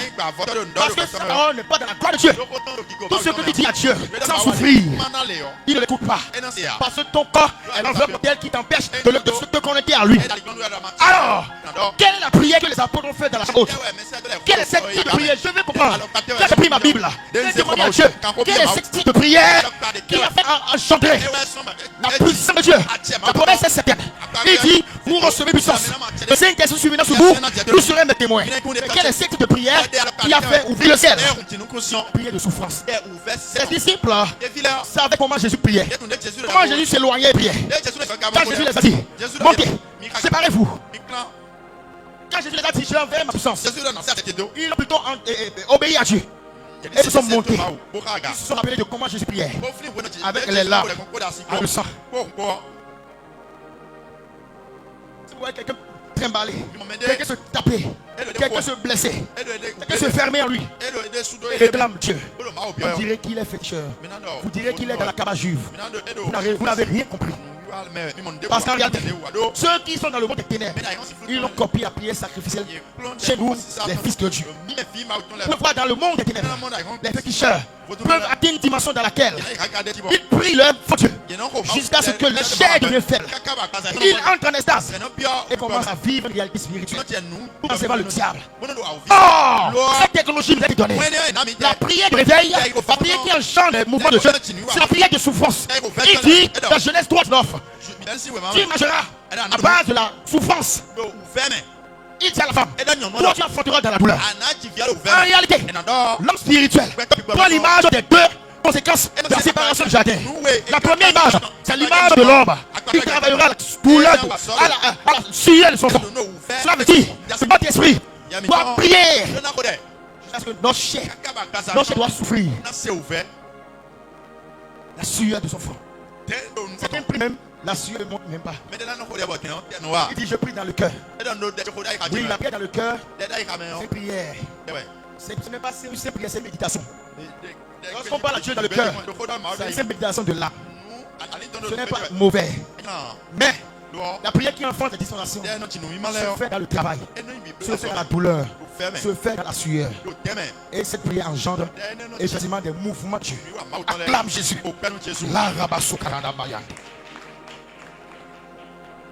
Jésus dans les jours de chair avait besoin de prier comme nous. Le Fils de Dieu qui créait les choses, il ne priait pas, il parlait.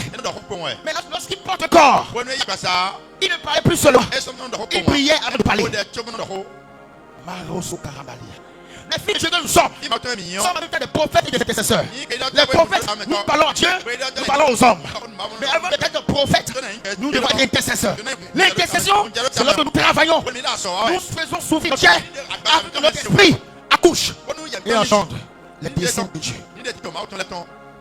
Malheureusement, comme le fils qui est intercesseur et prophète.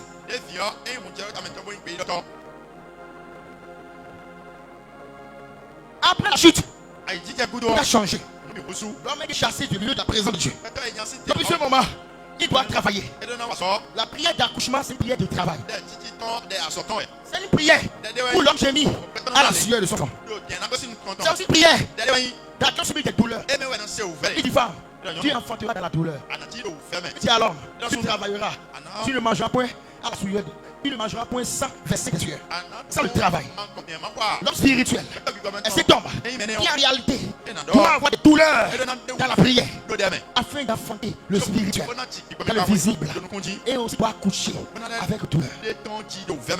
Il dit à l'homme, tu travailles, tu mangeras point le pain sans la sueur. Il dit, tu mangeras le pain avec la sueur de ton front. En réalité, le pain vient d'où? Le pain de Dieu vient d'où? Le pain de Dieu vient du ciel. Elle est une dispensation de Dieu. En réalité, la première prière qui engendre le mouvement de Dieu, c'est la prière qui ouvre le ciel et qui apporte le pain. Donne le pain quotidien. Il dit, arrête de dire que le règne descend. Il dit, donne le pain. Le même qui a dit le règne descendra. Le même qui dit, donne le pain quotidien. Le pain vient d'où? Le pain vient du ciel. Il dit, tu ne mangeras pas du pain sans douleur, sans sueur. En réalité, cette dimension révèle une prière. Elle est la première prière qui engendre le mouvement de Dieu. La prière qui se tourne vers les cieux. Et non la prière qui se dirige vers la terre. Parce qu'il y a une prière qui se tourne vers les cieux. Et il y a une prière qui se dirige vers la terre. En réalité, la première prière qui se dirige vers le ciel. Père, donne-nous les choses que tu as préparées. Père, le pain est le monde spirituel. Il faut que les cieux s'ouvrent. Pour que le pain descende. C'est la réponse de cette prière. Et les anges monteront et descendront. Il dit à la femme, tu enfanteras quoi? Dans les douleurs. Est-ce que le principe de la douleur d'enfantement a été créé? Oh, aucun principe naturel naît d'abord naturel sans être spirituel. Si le travail est physique, qui est travail dans le spirituel. Si l'accouchement est physique, l'accouchement est aussi spirituel. Ainsi, la deuxième prière d'engendrement des mouvements de Dieu, une prière où l'on ne se tourne pas vers les cieux. Parce qu'en réalité, l'enfantement, en réalité, où la réalité vient d'en haut. D'abord, la réalité sort des entrailles pour être enfantée. C'est difficile. Qui me comprend? C'est deux prières. La première prière, c'est la prière où l'on se tourne vers les cieux. Père, brisez-vous. Je vous ai donné les clés du royaume des cieux. Ouvrez les cieux. Amenez Dieu sur la terre. Amenez que Dieu envoie du Père. Seigneur, nous voulons. Et tu nommes ce que tu veux. Tu vas réclamer le pain du ciel. Tu le feras dans la douleur. La deuxième type de prière. Le deuxième type de prière. Femme, tu enfanteras dans la difficulté, dans la douleur. L'homme spirituel, en ce sens, prend les deux images. Il prend l'image du Père et l'image de la mère. Parce qu'en réalité, Dieu est le Père. La Jérusalem céleste est la mère. Dieu engendre. La Jérusalem céleste accouche. L'homme est à la fois celui qui porte, celui qui amène Dieu à engendrer le réveil. L'homme spirituel à la fois celui qui amène Dieu à engendrer l'esprit. Et il est à la fois celui qui amène les choses que Dieu a mis dans son sein, dans ses entrailles, de les accoucher, de les mettre en mouvement. Il dit tu enfanteras dans la douleur. C'est bien pour doit enfanter dans la douleur. En réalité, c'est prière pour faire la paix. C'est prière. Parce qu'en réalité, ce qu'on cherche, il n'est plus là, il est en toi. Il est en toi. Pas le jeu de la prière. Le jeu de la prière. La souffrance. Qui accueille l'esprit. Qui accueille l'esprit de Dieu. Qui accueille les mouvements de Dieu. Qui reçoit les peines des dispensations de Dieu dans les entrailles. Une femme, tu as toujours des douleurs. L'homme spirituel, le Père et la mère. En tant que Père, il dit Père, ouvre le ciel. Brise les verrous célestes. Que les éclairs des cieux s'ouvrent. Que l'eau descende. Que le feu descende. L'eau doit descendre. L'eau qui a été perdue dans le jardin. Le fleuve quatre bras, qui est le langage de la parole, doit revenir.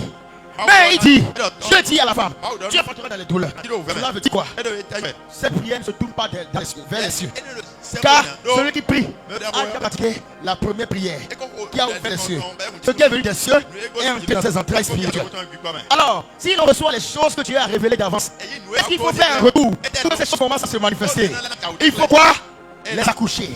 Car ces choses sont dans les entrailles. Comment on les accouche? On les accouche non en regardant le ciel pour que Dieu amène le pain. Parce que le pain est venu par la première prière. En deuxième position, on fait quoi? On regarde l'univers. On regarde le monde et dit, oh Père, oui, regarde le monde. Oui, c'est pour toi. C'est pour eux que tu as donné le pain. C'est pour eux que tu m'as rempli d'esprit et de puissance. C'est pour cette région que tu as libéré la puissance. Alors Père, que cette puissance dans les entrailles, que ce petit se manifeste. Il dit oh Sakarababa, Rantalia. Je dis, vous êtes les intermédiaires par laquelle la puissance se manifestera. Il dit de vous dire, vous avez déjà réclamé la puissance. Vous êtes de la puissance. La puissance est venue par les douleurs, par les intercessions. Elle est regardée dans le monde spirituel. Vous devez faire cette prière. La Bible dit à la femme, avant que tu accouches, tu auras des souffrances. C'est le serpent qui est venu te tenter dans le jardin. C'est lui qui en réalité sera celui qui combattra la progéniture du fils que tu enfanteras. Il parle en réalité de la venue de Jésus qui va venir par une femme dans la chair. À la croix, Jésus souffrait. Il voulait affronter un réveil dans les larmes, dans les cris, dans les pleurs, dans le sang.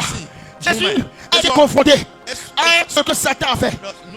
Il a été persécuté par Satan à la croix. C'est pourquoi vous ne comprenez. Avant que le Père descende, le Père atterrit dans le monde spirituel. Il quitte le monde ténèbre, c'est dans le monde spirituel. Mais avant que le Père quitte le monde spirituel, pour venir dans le monde physique, il y a en réalité un royaume entre le concept et le monde physique. En réalité, les fils ne sont pas les seuls intermédiaires entre le spirituel et le physique.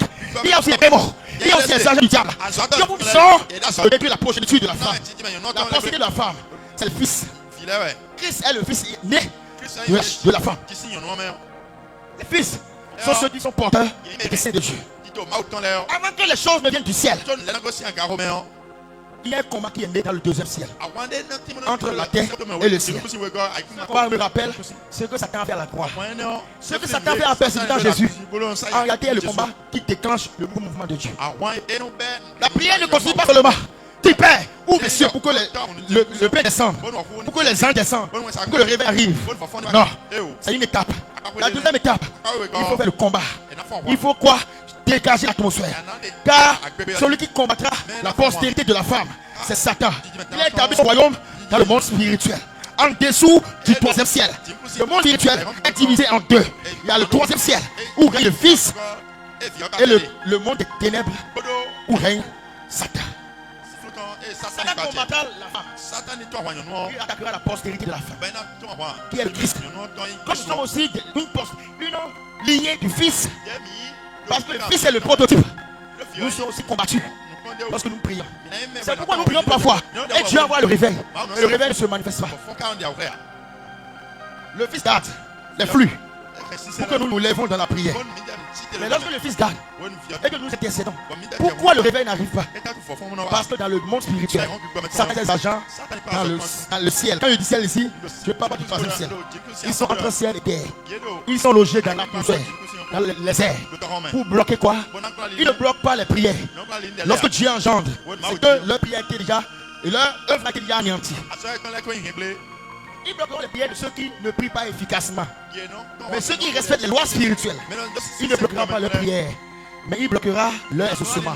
Daniel, le grand esprit, a été bloqué. Non, lorsqu'il priait, mais lorsque l'exaucement descendait. Ça veut dire, lorsque Dieu le Père dans le monde éternel envoie les dispensations dans le monde spirituel, c'est parce que les fils ont prié et intercédé. Mais les fils ne reposent pas après avoir prié que Dieu libère. Levez-vous, car Satan est en train d'attaquer les fils qui sont issus de la postérité de la femme. Alors qu'est-ce qu'il faut faire? Il faut se lever. C'est pourquoi Dieu envoie les ténèbres sur la terre en plein midi. Car Dieu envoie la confusion. Parce que les ténèbres de Dieu, c'est la lumière dans un monde perdu. Il faut que l'atmosphère invisible soit dégagée pour que les flux spirituels viennent sur la terre. C'est ça la première prière. Et ça se fait dans la douleur, dans les gémissements. Lorsque le diable et ses agents sont vaincus, et que l'atmosphère spirituelle est libérée, le du réveil vient du ciel. Mais quand il vient du ciel, quel vient du ciel, elle ne descend pas sur la terre sans passer par les entrailles des fils de Dieu. Alors, quand il dit à la femme, tu entendras dans la douleur, nous nous rappelons des pluies de réveil, la pluie de réveil du pain qui descend dans les entrailles, qui doit être libéré avec la douleur. Dans les deux types de prières, il y a la douleur. Quand tu pries en langue, ton corps est en train de souffrir. Tu es en train de faire souffrir ton corps pour élever ton esprit. Quand tu gémis, même si tu ne pries pas en langue, il y a une façon de gémir. Il y a une façon de prier. Parce qu'en réalité, prier en esprit, pas dit faussement, non. C'est une étape. Mais prier en esprit, c'est aussi gémir dans le corps, souffrir dans la chair, prononcer des paroles qui, ça dit des douleurs, des paroles qui viennent dans la douleur, et laisser le flux spirituel entrer dans le monde. La prière qui est liée à la sueur des fronts, elle est prophétique. Parce qu'elle est une intermédiation entre le ciel et la terre. Mais la prière d'accouchement qui manifeste les décrets prophétiques dans les entrailles, dans le monde physique, est une prière apostolique.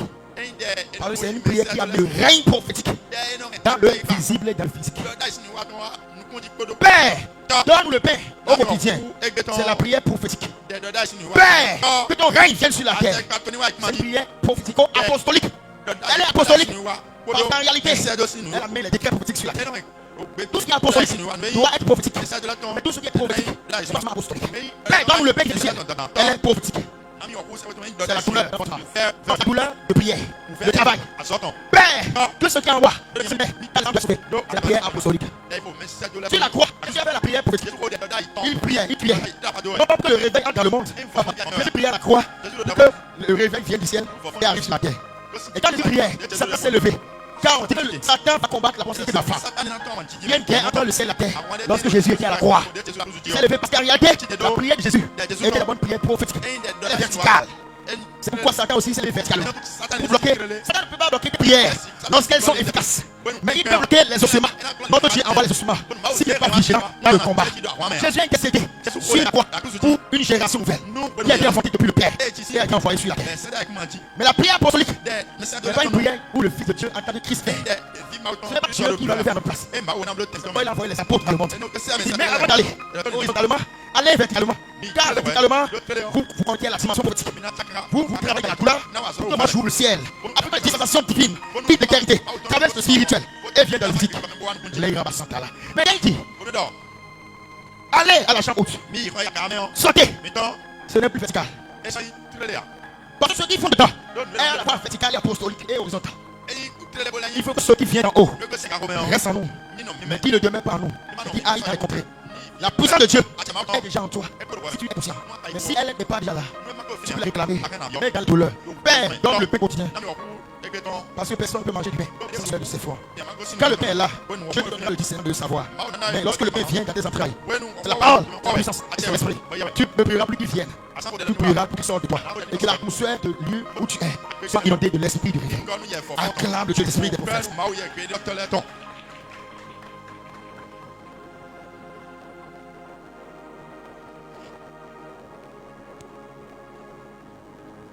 Nous allons nous lever. Nous sommes à la fin de l'enseignement de ce jour. Adam, acclame. Waouh. Quelle dispensation de la parole. Quelle révélation des mystères de Dieu. Waouh, waouh, waouh. Père, merci, merci. Merci d'être passé par nous pour révéler ce mystère. Qui a pris cet enseignement? Qui a pris? Qui a maintenant pris pour engendrer le monde? Béni Seigneur Jésus-Christ. Demande au Seigneur de t'aider dans cette saison où l'esprit de la prière est libéré. Tu vives une dimension étonnante dans la prière. Tu sois co-oublié avec Dieu. Prie au nom de Jésus-Christ. Cet enseignement soit un esprit nouveau que tu reçois. Liro Santa Labashi Karanda Labas. Maramado So Karanda Babasha.